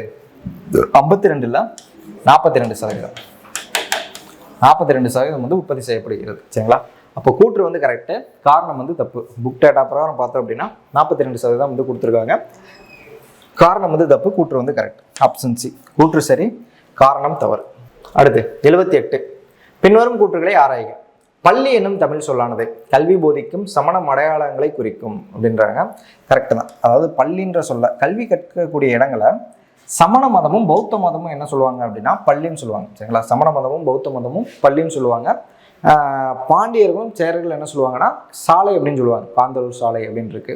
அதே மாதிரி சோழர்கள் என்ன சொல்லுவாங்க அப்படின்னா கடிகைன்னு சொல்லுவாங்க. சோழர்களும் பல்லவர்களும் என்ன சொல்லுவாங்கன்னா கடிகைன்னு சொல்லுவாங்க. நாயக்கர் வந்து திண்ணை அப்படின்னு சொல்லுவாங்க. இது காலத்தில் மாறுபடும். பள்ளின்னு யார் சொன்னது அப்படின்னா சமணர்களும் பௌத்தர்களும் வந்து சொல்லியிருப்பாங்க. அப்போது ஒன்று வந்து கரெக்ட். 2, திருக்குறள் மற்றும் நாலடியார் ஆகியவை பௌத்த மதத்தினர் இயற்றிய நூல்களின் போற்றத்தக்கதாகும். கரெக்டாக வந்து சொல்லலாம். ஆனால் ஆய்வுப்படி வந்து என்ன சொல்கிறாங்கன்னா திருக்குறளையும் நாலடியாரையும் சமண மத நூல் அப்படின்னு சொல்கிறாங்க. சரிங்களா, சமணர் இயற்றிய நூல், சமண மதத்தினர் வந்து இயற்றிய நூல் அப்படின்னு சொல்கிறாங்க. செகண்ட் ஸ்டேட்மெண்ட் வந்து தப்பு. 3, நாலந்தா பல்கலைக்கழகத்தில் இணையான புகழ்பெற்ற கல்வி நிலையங்கள் காஞ்சியில் நிறுவப்பட்டிருந்தன. கரெக்டு தான். ஏன்னா காஞ்சி வந்து ரொம்ப கல்விக்கு வந்து ரொம்ப ஃபேமஸ். அதனால தான் யுவங் சுவாங் வந்து எங்கே வந்தார்னா காஞ்சிக்கு வந்து வந்தார். சைனாவில் வந்து காஞ்சிக்கு வந்தார்னு சொல்லியிருப்பாங்க. அதே மாதிரி தர்மபாலர், மிகச்சிறந்த பல்கலைக்கழகத்தோட பேராசிரியர் தர்மபாலர் என்ன பண்ணியிருப்பாருன்னா காஞ்சி தான் அவரோட சொந்த ஊர் அப்படின்னு வந்து சொல்லியிருப்பாங்க. ஓகேவா, அப்போது நாலந்தா பல்கலைக்கழகத்திற்கு இணையான புகழ்பெற்ற கல்வி நிலையங்கள் காஞ்சியில் நிறுவப்பட்டிருந்தது கரெக்டு தான். 3வது ஸ்டேட்மெண்ட் வந்து கரெக்டு. அப்போது இதில் வந்து எது கரெக்டான ஸ்டேட் இதுன்னு பார்த்தீங்கன்னா கூற்று 1, 3 சரி, 2 வந்து தப்பு. Option B. அடுத்து 79,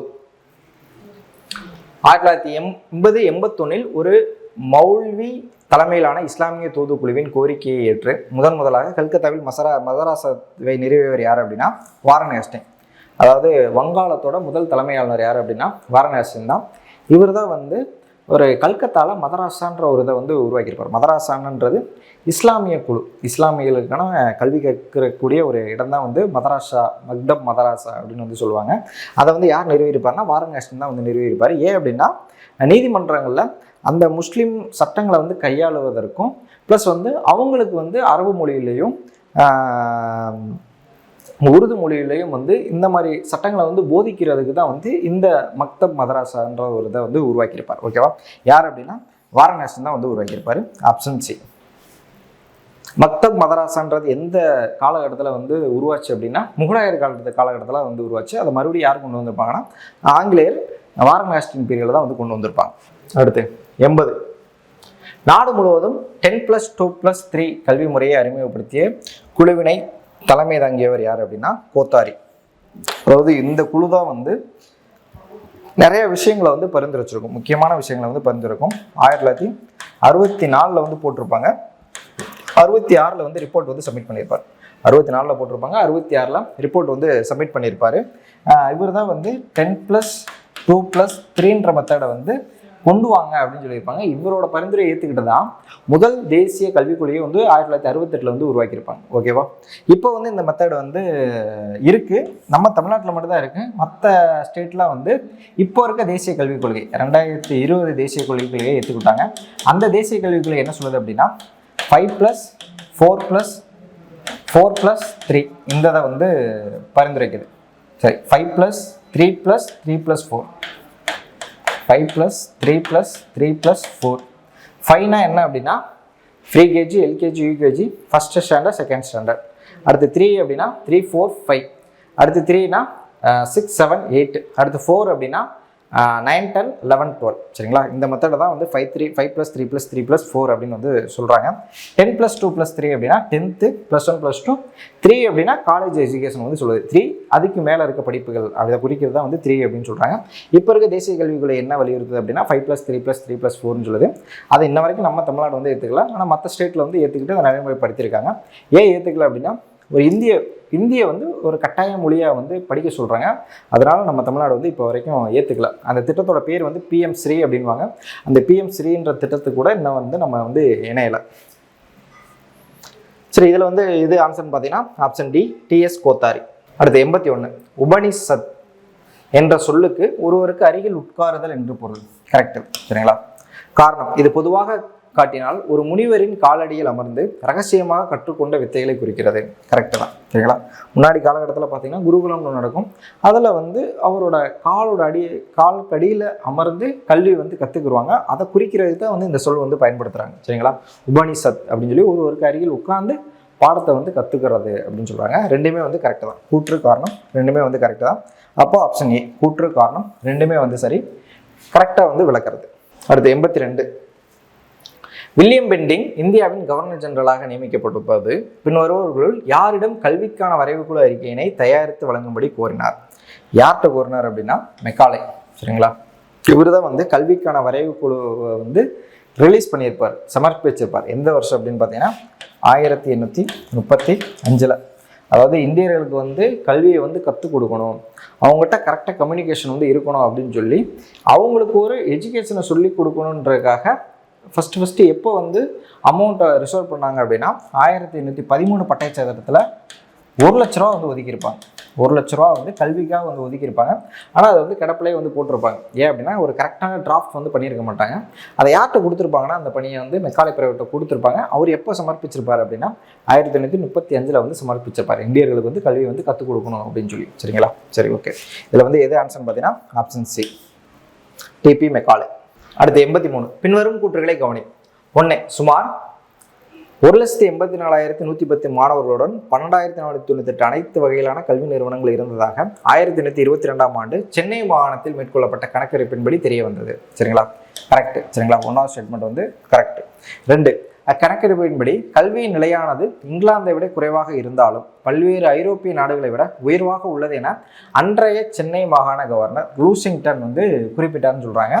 அதாவது அந்த டயத்தில் யார் கவர்னராக இருந்தாங்கன்னா லூசிங்டனில் தாமஸ் மன்றோ தான் இருந்தார். தாமஸ் மன்றோ தான் வந்து இருந்தார். இப்போ இது வந்து எது கரெக்டுன்னு பார்த்தீங்க அப்படின்னா 1 மட்டும் கரெக்டு, 2 தப்பு. இப்போ ஆப்ஷன் பி. அடுத்து 84, சர்வதாவ சேவன்.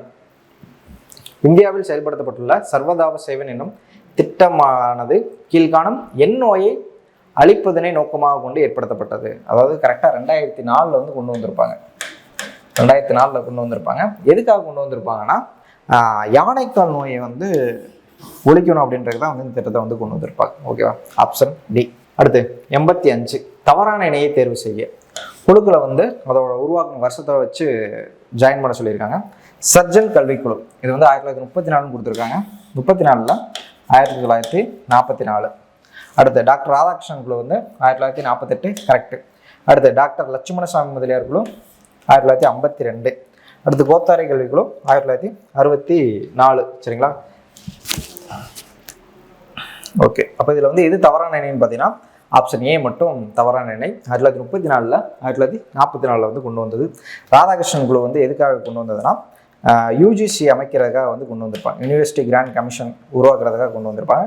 லட்சுமணசாமி முதலியார் குழு எதுக்காக கொண்டு வந்திருப்பாங்கன்னா இடைநிலை கல்வியை வந்து மேம்படுத்துறதுக்காக வந்து கொண்டு வந்திருப்பாங்க. அடுத்து கோத்தாரி கல்விக்குழு வந்து ஃபஸ்ட்டு தேசிய கல்விக்குழுவை உருவாக்குறதுக்கு போடப்பட்ட குழு தான் வந்து கோத்தாரி கல்விக்குழு. ஓகேவா? ஓகே. 86வது கொஸ்டின் பொறுத்து சொல்லியிருக்காங்க. குழுவோட வருஷத்தை வச்சு பொறுத்து சொல்லியிருக்காங்க. டிபி சட்டோபாத்யாயா குழு எப்போ உருவாக்குனது அப்படின்னா 1983. எதுக்காக அப்படின்னா ஆசிரியர்களோட தரத்தை வந்து ஆராயறதுக்கு போடப்பட்ட குழு தான் டிபி சட்டோபாத்யாயா குழு. 1983 வந்து போட்டிருப்பாங்க. அடுத்து ஆச்சாரியா ராமமூர்த்தி மீளாய்வு குழு எப்போ போட்டிருப்பாங்கன்னா 1990 போட்டிருப்பாங்க. எதுக்காக அப்படின்னா செகண்ட் நேஷனல் எஜுகேஷன் பாலிசி வந்து 1986 வந்து உருவாக்கியிருப்பாங்க. இதில் வந்து சில குறைபாடுகள் இருக்கும். அதை வந்து மீளாய்வு பண்ணுறதுக்காக ஆச்சாரியா ராமமூர்த்தி மீளாய்வு குழு வந்து 90 போட்டிருப்பாங்க. அப்போ 92 அதில் இருக்க குறைபாடுகளை நிவர்த்தி செய்கிற மாதிரி இன்னொரு 2வது தேசிய கல்விக் குழு இன்னொன்று உருவாக்கியிருப்பாங்க 92. ஓகேவா? அதில் தான் வந்து என்ட்ரன்ஸ் எக்ஸாம்லாம் வந்து கொண்டு வந்திருப்பாங்க. அடுத்து எஸ்பால் குழு எப்போ உருவாக்கியிருப்பாங்கன்னா 1993 வந்து உருவாக்கியிருப்பாங்க எஸ்பால் குழு. ஏன்னா மாணவர்களை வந்து சிரமமே இல்லாமல் வந்து கற்றுக்கிறணும் அப்படின்னு சொல்லி ஒரு திட்டத்தை வந்து கொண்டு வந்திருப்பாங்க. எந்த குழு மூலமான எஸ்பால் குழுன்ற மூலமாக 1993. அடுத்து டிஎஸ்ஆர் சுப்பிரமணியம் 2015 வந்து போட்டிருப்பாங்க. எதுக்காக அப்படின்னா மூணாவது தேசிய கல்விக் கொள்கை வந்து 2020 போட்டிருப்பாங்க. அதுக்காக போடப்பட்ட குழு தான் வந்து கஸ்தூரி ரங்கன் கமிட்டின்னு ஒன்று போட்டிருப்பாங்க. 2018 கிட்ட போட்டிருப்பாங்க. அவங்க தான் வந்து 2020 இந்த நேஷனல் எஜுகேஷன் பாலிசி கொள்கையை வந்து ரிலீஸ் பண்ணியிருப்பாங்க. ஆனால் இதுக்கு முன்னாடியே டிஎஸ்ஆர் சுப்பிரமணியம்ன்ற அவரோட தலைமையில் ஒரு குழு வந்து 2015 போட்டிருப்பாங்க. அது வந்து சாட்டிஸ்ஃபேக்ஷன் இல்லாதனால மறுபடியும் 2வது டைம் வந்து கஸ்தூரி ரங்கன் கமிட்டின்னு சொல்லி 2018 வந்து உருவாக்கியிருப்பாங்க. ஓகேவா? ஆனால் இதுக்கு முன்னாடி இந்த குழு தான் வந்து 3வது தேசிய கல்விக் கொள்கைக்காக வந்து போட்டிருப்பாங்க. அதோட திருப்தி இல்லாதனால கஸ்தூரி ரங்கன் கமிட்டியை வந்து போட்டிருப்பாங்க. ஓகேவா? சரி, இதில் வந்து ஆன்சர் எதுன்னு பார்த்தீங்கன்னா 3, 4, 2, 1 ஆப்ஷன் சி. அடுத்து 87 மெக்காலே கல்வி வரைவு கொள்கை பற்றிய பின்வரும் கூற்றுகளில் சரியானதை தேர்வு செய். ஓகேவா? 1 இந்தியாவின் பூர்வீக மக்களிடையே ஐரோப்பிய இலக்கியத்தையும் அறிவியலையும் மேம்படுத்துவதை வரைவு கொள்கை என்படி அரசாங்கத்தின் கல்விக் கொள்கையின் முக்கிய நோக்கமாக இருந்தது. சரிங்களா? கரெக்டு தான். அதாவது இந்திய மக்கள்கிட்ட வந்து ஐரோப்பிய கல்வி முறையை வந்து போய் சேர்க்கணும். இதான் வந்து இந்த குழுவோட நோக்கமாக வந்து இருந்துச்சு. ஃபர்ஸ்ட் வந்து கரெக்ட். 2வது இவ்வரைவு கொள்கைக்கு ஒப்புதல் அளித்த கவர்னர் ஜெனரல் கல்விக்கான நிதியை ஆங்கில வழி கல்விக்கு மட்டுமே செலவிட வேண்டும் என முடிவு செய்தார். சரிங்களா? கரெக்டு தான். ஏன் அப்படின்னா ரெண்டு வழியில் கல்வி கற்றுக்கக்கூடிய ஒரு இது இருந்துச்சு. அதாவது தமிழ் வழியில், அதாவது இந்திய மொழியில் கல்வி கற்றுக் கொடுக்கலாமா இல்லை ஆங்கில வழியில் வந்து கல்வி கற்றுக் கொடுக்கலாம்ன்ற மாதிரி ஒரு சின்ன டிபேட் போயிட்டு இருந்துச்சு. அப்போது இந்திய மொழியில் கல்வி கற்றுக் கொடுக்கணும் அப்படின்னா அவங்க ஃபஸ்ட்டு இந்தியன் லாங்குவேஜில் ஏதாவது லாங்குவேஜை கற்றுக்கிட்டு தான் வந்து கற்றுக் கொடுக்க முடியும். அதுக்கு அவங்க வந்து ரெடியாக இல்லை. அதனால் என்ன பண்ணிட்டாங்க அப்படின்னா டேரெக்டாக வந்து ஆங்கில வழி கல்வியை வந்து நம்ம கற்றுக் கொடுத்துடலாம் அப்படின்னு சொல்லி ஆங்கில கல்வியை வந்து சூஸ் பண்ணிட்டாங்க. அதுக்கு தான் வந்து ஃபண்டு வந்து அலோகேட் பண்ணாங்க. ஓகேவா? அப்போ 2வது வந்து கரெக்ட். 3 இவ்வரைவு கொள்கையில் வட்டார மொழியிலேயே கல்வி கற்பிக்க மெக்காலே பரிந்துரை செய்தார். இல்லை, வட்டார மொழியிலே வந்து கல்வி கற்றுக்கணும்னு பரிந்துரை செய்யலை. முழுக்க ஆங்கில வழி கல்வி மட்டும் தான் வந்து கற்றுக்கணும் அப்படின்னு வந்து சொன்னாங்க. அப்போ இதில் வந்து 3 வந்து தப்பு, 1, 2 கரெக்டு, 3 வந்து தப்பு. இப்போ எது ஆன்சர் பார்த்தீங்கன்னா 1, 2 மட்டும் சரி, ஆப்ஷன் ஏ.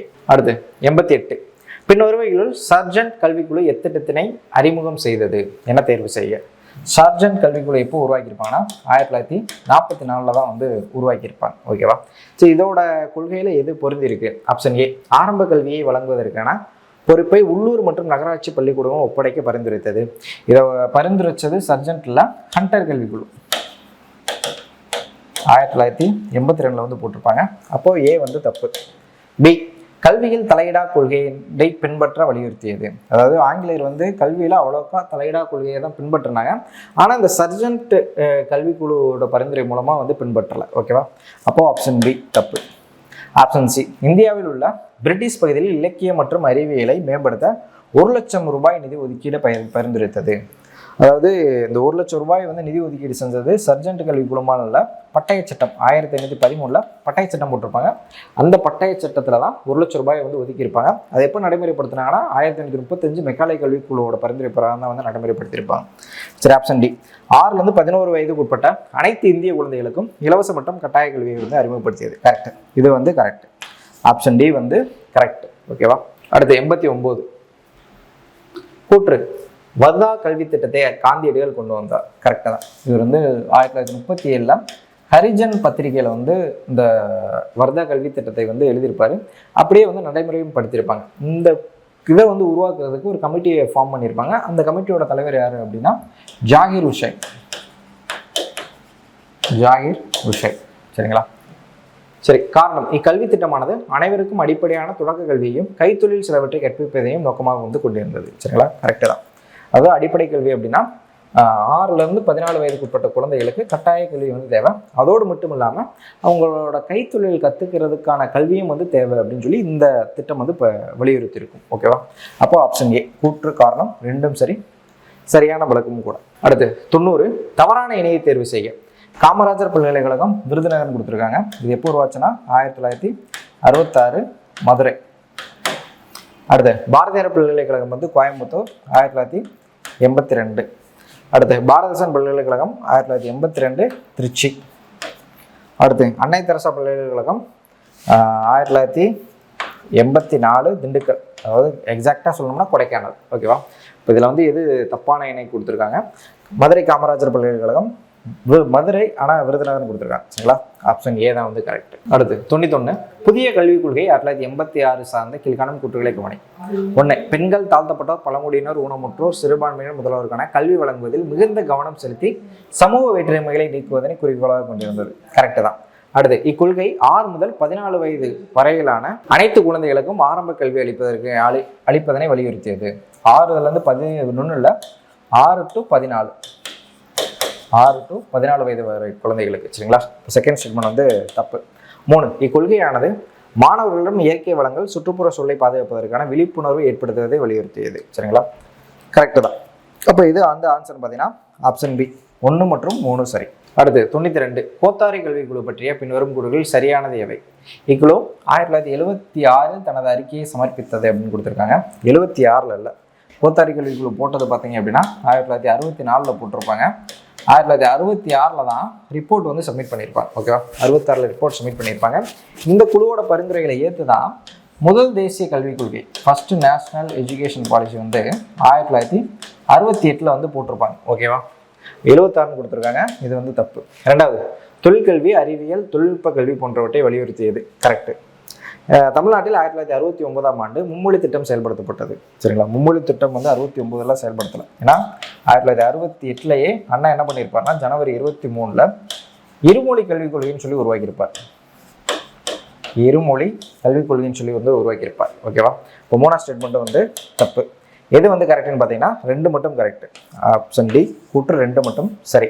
93, பொறுத்துக. 1835 உருவாக்கின குழு பார்த்தீங்கன்னா மெக்காலே கல்விக்குழு. 1854 உருவாக்குனது சர்ஜன் கல்வி உட்சரிக்கை. 1982 உருவாக்குனது ஹண்டர் குழு. 1917 உருவாக்குனது ஷாட்லர் குழு. சரிங்களா, 1, 2, 4, 3 ஆப்ஷன் பி. அடுத்து 94, இந்திய அரசியலமைப்பின் எந்த பிரிவு 14 வயதுக்குட்பட்ட அனைத்து குழந்தைகளுக்கும் கட்டாய இலவச கல்வியை அளிக்க உத்தரவாதம் அளிக்கிறது? ஓகேவா, அதாவது 14 வயதுக்குட்பட்ட குழந்தைகளுக்கு கட்டாய இலவச கல்வி வந்து உத்தரவாதம் அளிக்கிற பிரிவு எதுன்னு பார்த்தீங்கன்னா 45. அதாவது முன்னாடி 45 இருந்துச்சு. ஆனால் இப்போ என்ன பண்ணிட்டாங்க அப்படின்னா 86வது கான்ஸ்டியூஷன் அமெண்ட்மெண்ட் ஆக்ட் 2002ல் 21A வந்து ஜாயின் பண்ணி விட்டாங்க. ஏன் 21A ஜாயின் பண்ணி விட்டாங்கன்னா 21ன்றது ஃபண்டமெண்டல் ரைட்ஸ். இது வந்து டிபிஎஸ்பியில் இருந்துச்சு அப்படின்னா கவர்மெண்ட் அதை செயல்படுத்தலாம், செயல்படுத்தாமல் கூட இருக்கலாம். ஆனால் அதை தூக்கி ஃபண்டமெண்டல் ரைட்ஸில் வச்சோம் அப்படின்னா அது கட்டாயமாக கவர்மெண்ட்டு என்ஃபோர்ஸ் பண்ணி தான் வந்து ஆகணும். அதனால் 86வது அமெண்ட்மெண்ட்டு 2002 என்ன பண்ணிட்டாங்கன்னா 45 இருக்க விதியை தூக்கி 21A வந்து ஜாயின் பண்ணிட்டாங்க. அதாவது ஃபண்டமெண்டல் ரைட்ஸில் ஜாயின் பண்ணிட்டாங்க. இப்போ 45 என்ன இருக்குது அப்படின்னா 0லேருந்து 6 வயதுக்குட்பட்ட குழந்தைகளுக்கு கல்வி கொடுக்கறது, கல்வியை வந்து கற்றுக் கொடுக்கணும் அப்படின்னு வந்து விதி 45 வந்து சேர்த்து சொல்லியிருக்காங்க. அதாவது முன்பருவ கல்வி அப்படின்னு சொல்லுவாங்க. முன்பருவ கல்வி means anganwadi, pre KG, LKG அந்த மாதிரி கல்வி வந்து குழந்தைகளுக்கு வந்து கிடைக்கணும் அப்படின்னு சொல்லி விதி 45 வந்து சேர்த்துருக்காங்க. ஓகேவா, சரி. இதில் வந்து பார்த்தோம் அப்படின்னா ஆப்ஷன் பி, இது முன்னாடி இருந்தது, இப்போ வந்து மாறிடுச்சு. அடுத்து 95, கூற்று தமிழ்நாட்டில் சர்வசிக்ஷா அபியான் வெற்றிகரமாக செயல்படுத்தப்பட்டு வருகிறது. கரெக்டு. அடுத்து ஆரம்ப கல்வி அளவில் இடைநிற்றலை தவிர்க்கவும் கல்வியின் தரத்தை உயர்த்தவும் 2001ஆம் ஆண்டு தமிழக அரசால் திட்டம் வந்து அறிமுகப்படுத்தப்பட்டது. சரிங்களா, இது வந்து தப்பு. அதாவது சர்வசிக்ஷா அபியான் வந்து எப்போ கொண்டு வந்தது அப்படின்னா 2001 வந்து கொண்டு வந்தது. அடுத்து இது வந்து எதுக்காக அப்படின்னா ஆரம்ப கல்வி 0லேருந்து, அதாவது 1லேருந்து 8th வரைக்கும் படிக்கிறவங்களுக்கு. அதுக்கடுத்து இடைநிலை கல்வி வந்து கொண்டு வந்தாங்க. என்னன்னு பார்த்தீங்கன்னா ராஷ்ட்ரிய மத்தியமிக் சிக்ஷா அபியான். ராஷ்ட்ரிய மத்தியமிக் சிக்ஷா அபியான் 2009, அதாவது 9th-லேருந்து 12th வரைக்கும் படிக்கிறவங்களுக்கு. அதுக்கடுத்து காலேஜ் எஜுகேஷன் படிக்கிறவங்களுக்கு ரூஷான்ற ஒரு இயக்கத்தை வந்து கொண்டு வந்திருப்பாங்க 2013. அதாவது உச்சதார், ராஷ்ட்ரிய உச்சதார் சிக்ஷா அபியான் அப்படின்னு சொல்லி வந்து கொண்டு வந்திருப்பாங்க. அடுத்து 2018 என்ன பண்ணியிருப்பாங்கன்னா இது ரெண்டையுமே வந்து சேர்த்துருப்பாங்க. சேர்த்து சமக்கர சிக்ஷா அபியான் சொல்லி கொண்டு வந்திருப்பாங்க 2018. அதாவது எஸ்எஸ்ஏவையும் ஆர்எம்எஸ்ஏவையும் சேர்த்து இதோட டீச்சர் எஜுகேஷனையும் வந்து சேர்த்து சமக்கர சிக்ஷா அபியான் சொல்லி 2018 வந்து கொண்டு வந்திருப்பாங்க. கொண்டு வந்தது யார் அப்படின்னா ஸ்டேட் கவர்மெண்ட் இல்லை, சென்ட்ரல் கவர்மெண்ட் தான் வந்து கொண்டு வந்துச்சு. அப்போது இதில் வந்து கூற்று வந்து கரெக்டு, காரணம் வந்து தப்பு. சரிங்களா, ஆப்ஷன் டி கூற்று சரி, காரணம் வந்து தவறு, ஆப்ஷன் டி. அடுத்து 96வது கொஸ்டின், மாவட்டங்களில் மருத்துவ பணிகள் குறித்து அனைத்தையும் திட்டமிட்டு நிறைவேற்றும் பணியை கண்காணிப்பவர் யார் அப்படின்னு கேட்டிருக்காங்க. அதாவது மாவட்டத்தில் பார்த்தீங்க அப்படின்னா மருத்துவத்தை வந்து 3 பிரிவாக வந்து பிரிச்சிருப்பாங்க. அதாவது பொது சுகாதாரம், மருத்துவ கல்வி, மருத்துவ மற்றும் ஊரக நலப்பணி.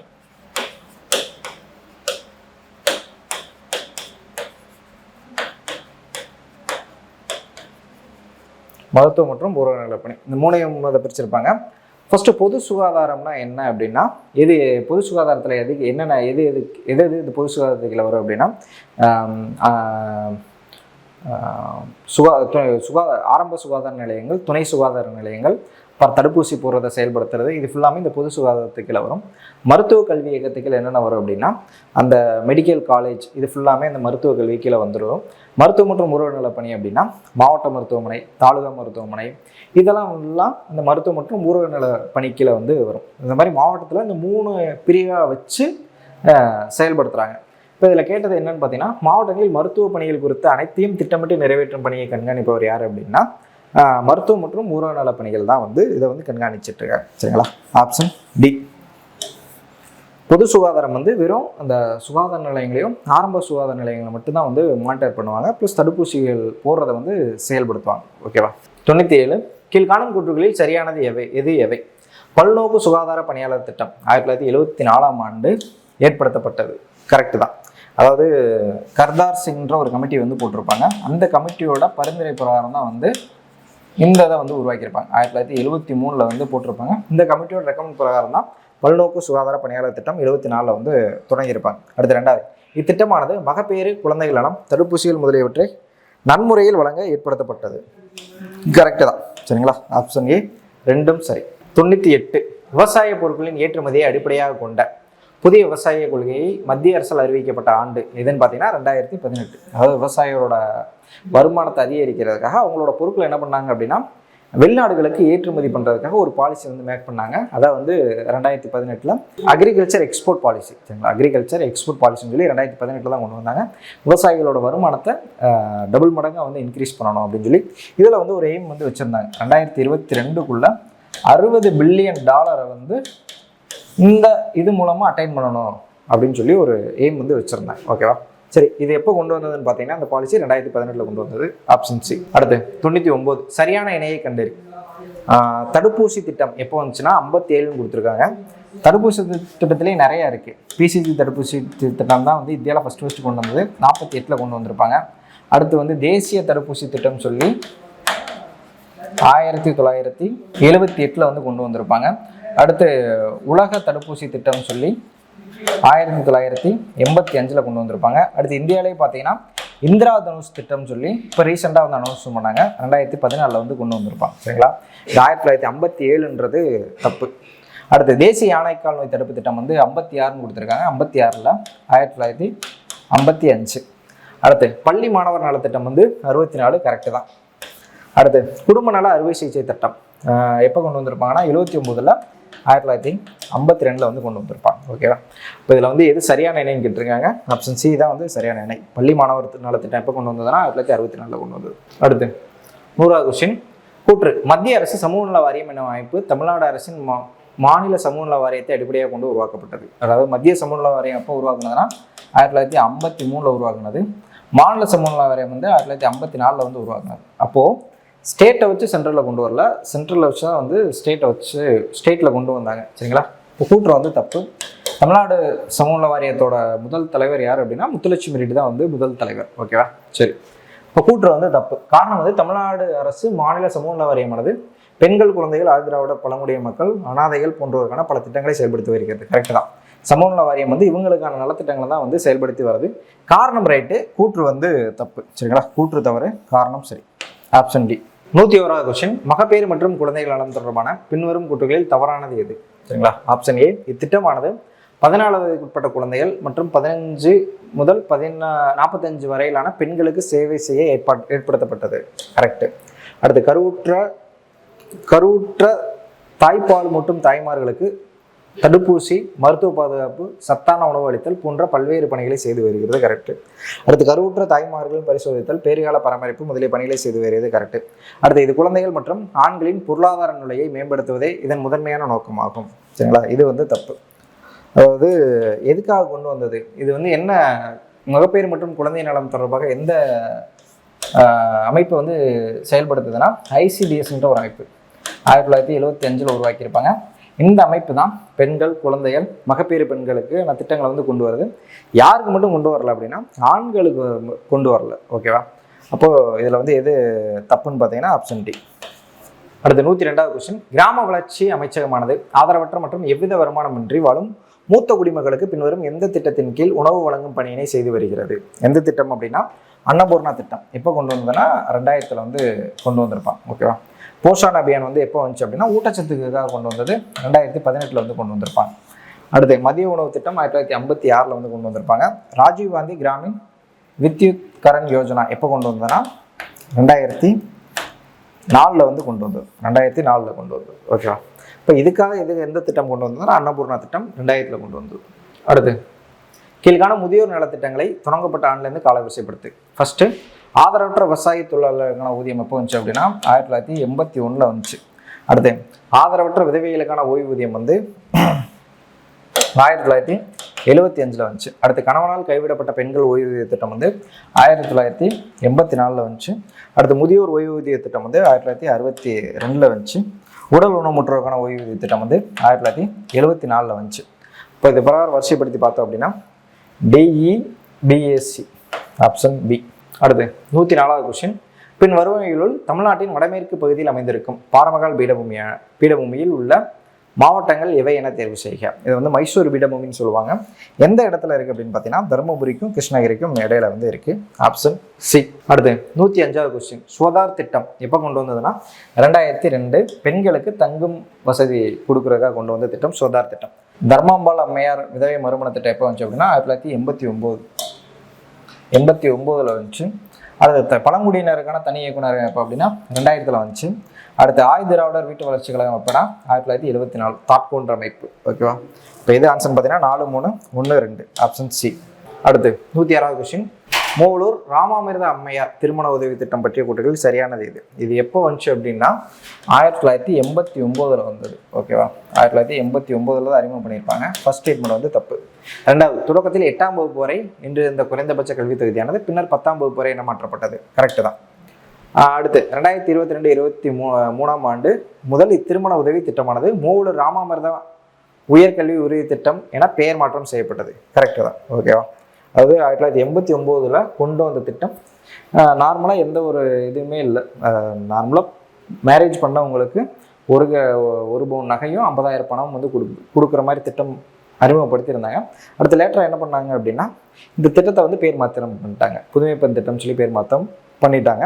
இப்போ வந்து 6th to 12th வரைக்கும் கவர்மெண்ட் ஸ்கூலில் படிக்கிற பெண்களுக்கும் சரி ஆண்களுக்கும் சரி தமிழ் புதுமை திட்டம் மூலமாகவும் இந்த புதுமை பெண் திட்டம் மூலமாகவும் மாதம் 1000 ரூபா வந்து பணம் வந்து கொடுக்குறாங்க. ஓகேவா?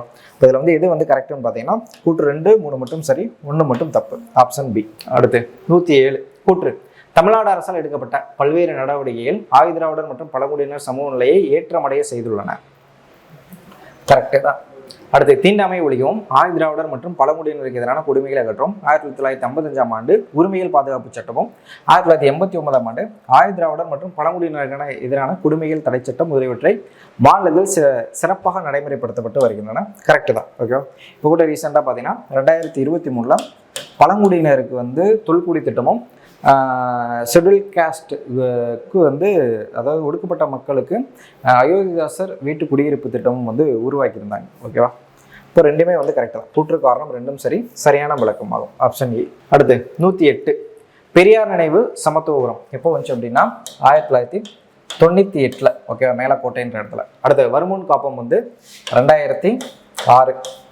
அடுத்து முதலமைச்சரின் பசுமை வீடுகள் திட்டம் 2011.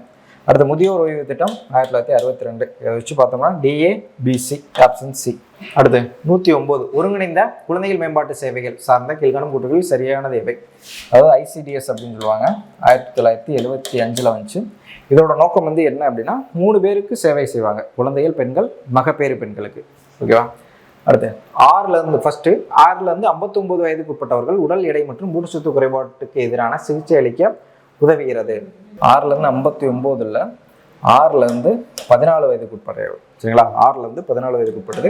ஃபர்ஸ்ட் ஸ்டேட்மெண்ட் வந்து தப்பு. இத்திட்டத்தின் செயல்திறன் நாட்டின் மிகச்சிறந்த திட்டங்களில் ஒன்றாக கருதப்படுகிறது. கரெக்ட். அணுகப்படாத பகுதிகளுக்கு நிலையான விரிவாக்கம், ஓரங்கட்டப்பட்ட குழுக்களின் பாதுகாப்பு, மேம்பட்ட ஒதுக்கீடுகள் மற்றும் சேவைகளின் விரிவாக்கம் ஆகியவற்றுடன் இத்திட்டம் உலகின் மிகப்பெரிய திட்டங்களில் ஒன்றாக கருதப்படுகிறது. கரெக்ட். ஓகேவா, அப்போ ஆப்ஷன் 2, 3 சரி, 1 மட்டும் தப்பு.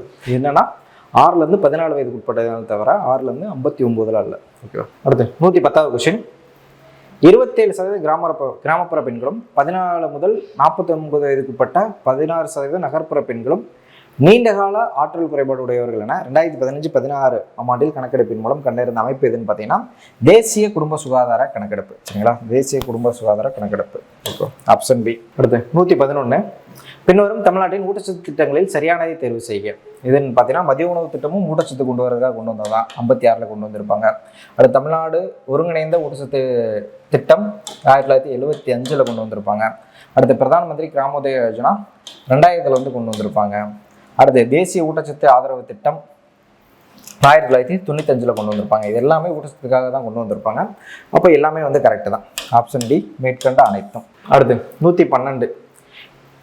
இம்மலைப்பகுதிகளில் காணப்படும் தாவரங்கள் பிற பகுதியில் உள்ள தாவரங்களை விட பசுமையாக காணப்படுகிறது. அடுத்து பலாப்பழம் இம்மலையின் குறிப்பிடத்தக்க வேளாண் பொருட்களாகும். மேற்சொன்ன கூற்றுகளின் மூலம் அறியப்படும் மலை எது அப்படின்னு பார்த்தீங்கன்னா பச்சை மலை தான். பச்சை மலை கிழக்கு தொடர்ச்சி மலையில் வந்து இருக்கும், தர்மபுரி சைடு வந்து இருக்கும். சரிங்களா, பச்சை மலை ஆப்ஷன் டி. அடுத்து 113வது கொஸ்டின். சரியான கூற்றை தேர்வு செய்ய. தமிழ்நாட்டின் சில பகுதிகள் தவிர்த்து அனைத்து பகுதிகளிலும் தீவிர தன்னிறைவு வேளாண்மை வந்து பின்பற்றப்படுகிறது. கரெக்டு தான். கலப்பு வேளாண்மையானது தமிழ்நாட்டின் மேற்கு மற்றும் கிழக்கு தொடர்ச்சி மலைச்சரிவு பகுதியில் பின்பற்றப்படுகிறது. அதாவது மேற்கு மற்றும் கிழக்கு தொடர்ச்சி மலையில் படிக்கட்டு வேளாண்மை தான் வந்து ஃபாலோ பண்ணுவாங்க. படிக்கட்டு வேளாண்மை. ஓகேவா, கலப்பு வேளாண்மையில் படிக்கட்டு வேளாண்மை. இப்போ எது கரெக்டுன்னு பார்த்தீங்கன்னா 1 மட்டும் சரி. ஆப்ஷன் பி 1 மட்டும் சரி, 2 வந்து தப்பு. அடுத்து 114வது கொஸ்டின் பொறுத்து சொல்லியிருக்காங்க. தமிழ்நாடு செய்தி காகிதத்தாள் நிறுவனம் எங்கே இருக்குது அப்படின்னா கரூர் தான். சரிங்களா, 1979 உருவாக்கியிருப்பாங்க. அடுத்து மத்திய தோல் மற்றும் ஆராய்ச்சி நிறுவனம் ஆய்வகம் எங்கே இருக்குன்னா சென்னையில் இருக்குது. 1948 உருவாக்கியிருப்பாங்க. அடுத்து தமிழ்நாடு தோல் நெல் ஆராய்ச்சி நிலையம் தஞ்சாவூரில் ஆடுதுறையில் இருக்கும். 1985 உருவாக்கியிருப்பாங்க. அடுத்து கல்நார் சிமெண்ட் அட்டை அலகு 1987 வந்து உருவாக்கியிருப்பாங்க, விருதாச்சலத்தில் இருக்குது. அடுத்து கற்கலன் குழாய் அலகு எங்கன்னா ஆலங்குளம். எல்லாமே கரெக்டாக தான் புரிஞ்சிருக்கு.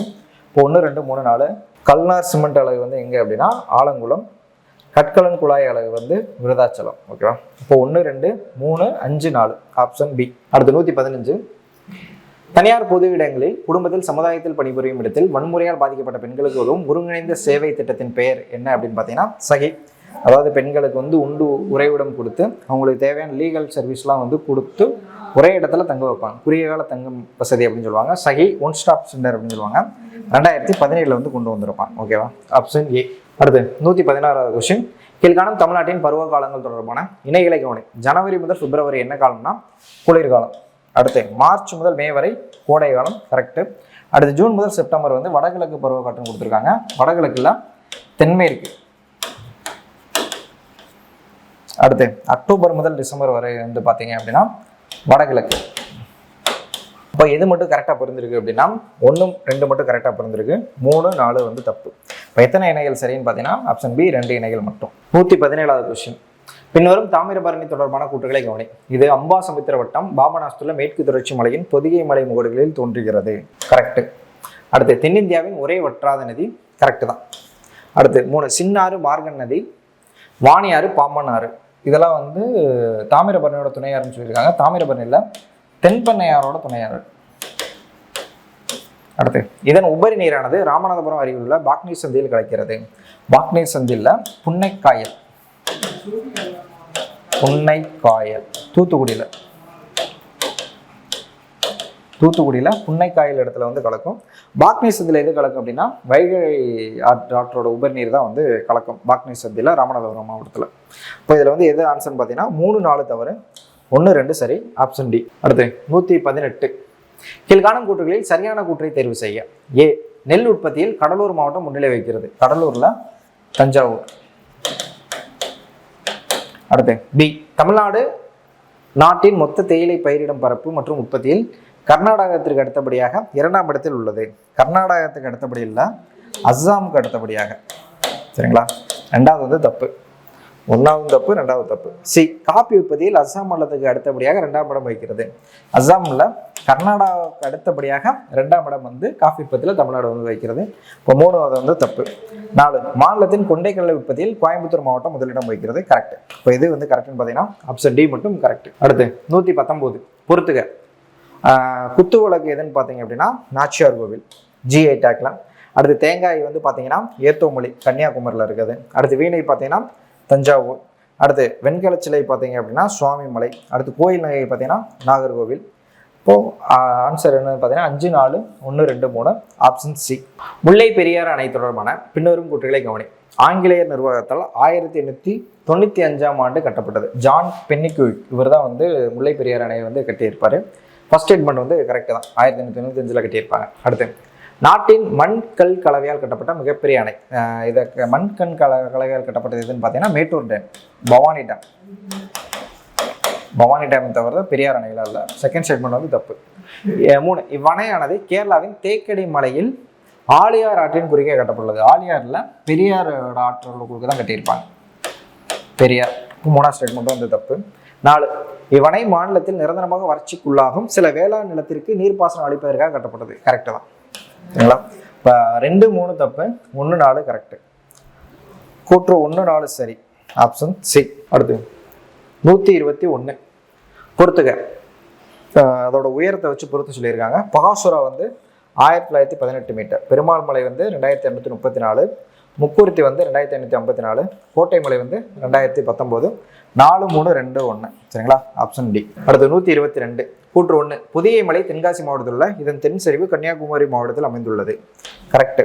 கூற்று 2, இம்மலை சிவஜோதி பர்வத் என அழைக்கப்படுகிறது. கரெக்டு. அடுத்து கூற்று 3, களக்காடு முண்டந்துறை புலிகள் சரணாலயம் இப்பகுதியில் அமைந்துள்ளது. கரெக்ட். ஓகேவா?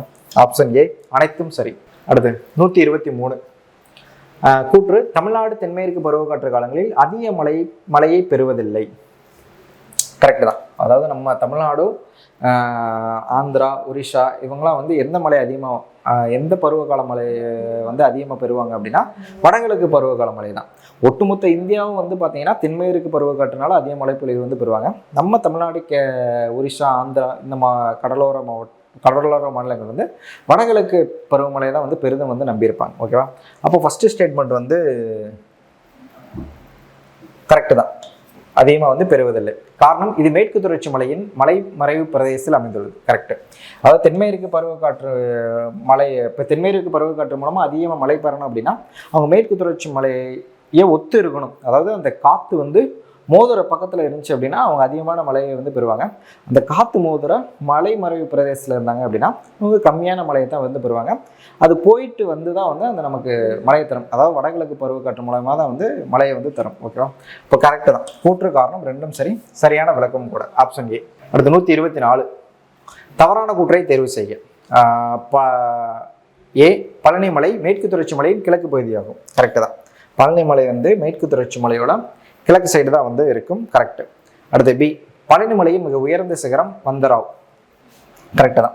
2530 மீட்டர் கிட்ட இருக்கும். அடுத்து பழனி மலையின் 2வது உயர்ந்த சிகரம் வேம்படிச்சோலை. கரெக்டு. 2513 மீட்டர் கிட்ட இருக்கும். அடுத்து மலைவாழிடமான கொடைக்கானல் உயரம் 2600 கொடுத்துருக்காங்க. 2600 வராது, 2100 மீட்டர் தான் வந்து இருக்கும். சரிங்களா? இப்போ இது வந்து எது தவறானதுன்னு பார்த்தீங்கன்னா ஆப்ஷன் டி தான் வந்து தவறானது. அடுத்து 125 கீழ்கண்டவற்றில் தவறானது எது? ஏ, நீலகிரி மலை தமிழ்நாட்டின் வடமேற்கு பகுதியில் அமைந்துள்ளது. கரெக்டு. பி, நீலகிரி மலையின் உயரமான சிகரம் தொட்டபெட்டா. கரெக்டு தான். அடுத்து முக்குருத்தி 2554 மீட்டர் உயரம் கொண்ட மற்றொரு சிகரம். கரெக்டு. ஆப்ஷன் டி, நீலகிரி மலையில் 1500 மீட்டருக்கு மேல் கொண்ட 5 சிகரங்கள் காணப்படுகிறது. 1500ல் 2000 மீட்டருக்கு மேல் கொண்ட 23 சிகரம் வந்து 24 சிகரம் வந்து இருக்கு. ஓகேவா? இப்போ இதில் வந்து எது தப்புன்னு பார்த்தீங்கன்னா ஆப்ஷன் டி தான் வந்து தப்பு. ஓகே.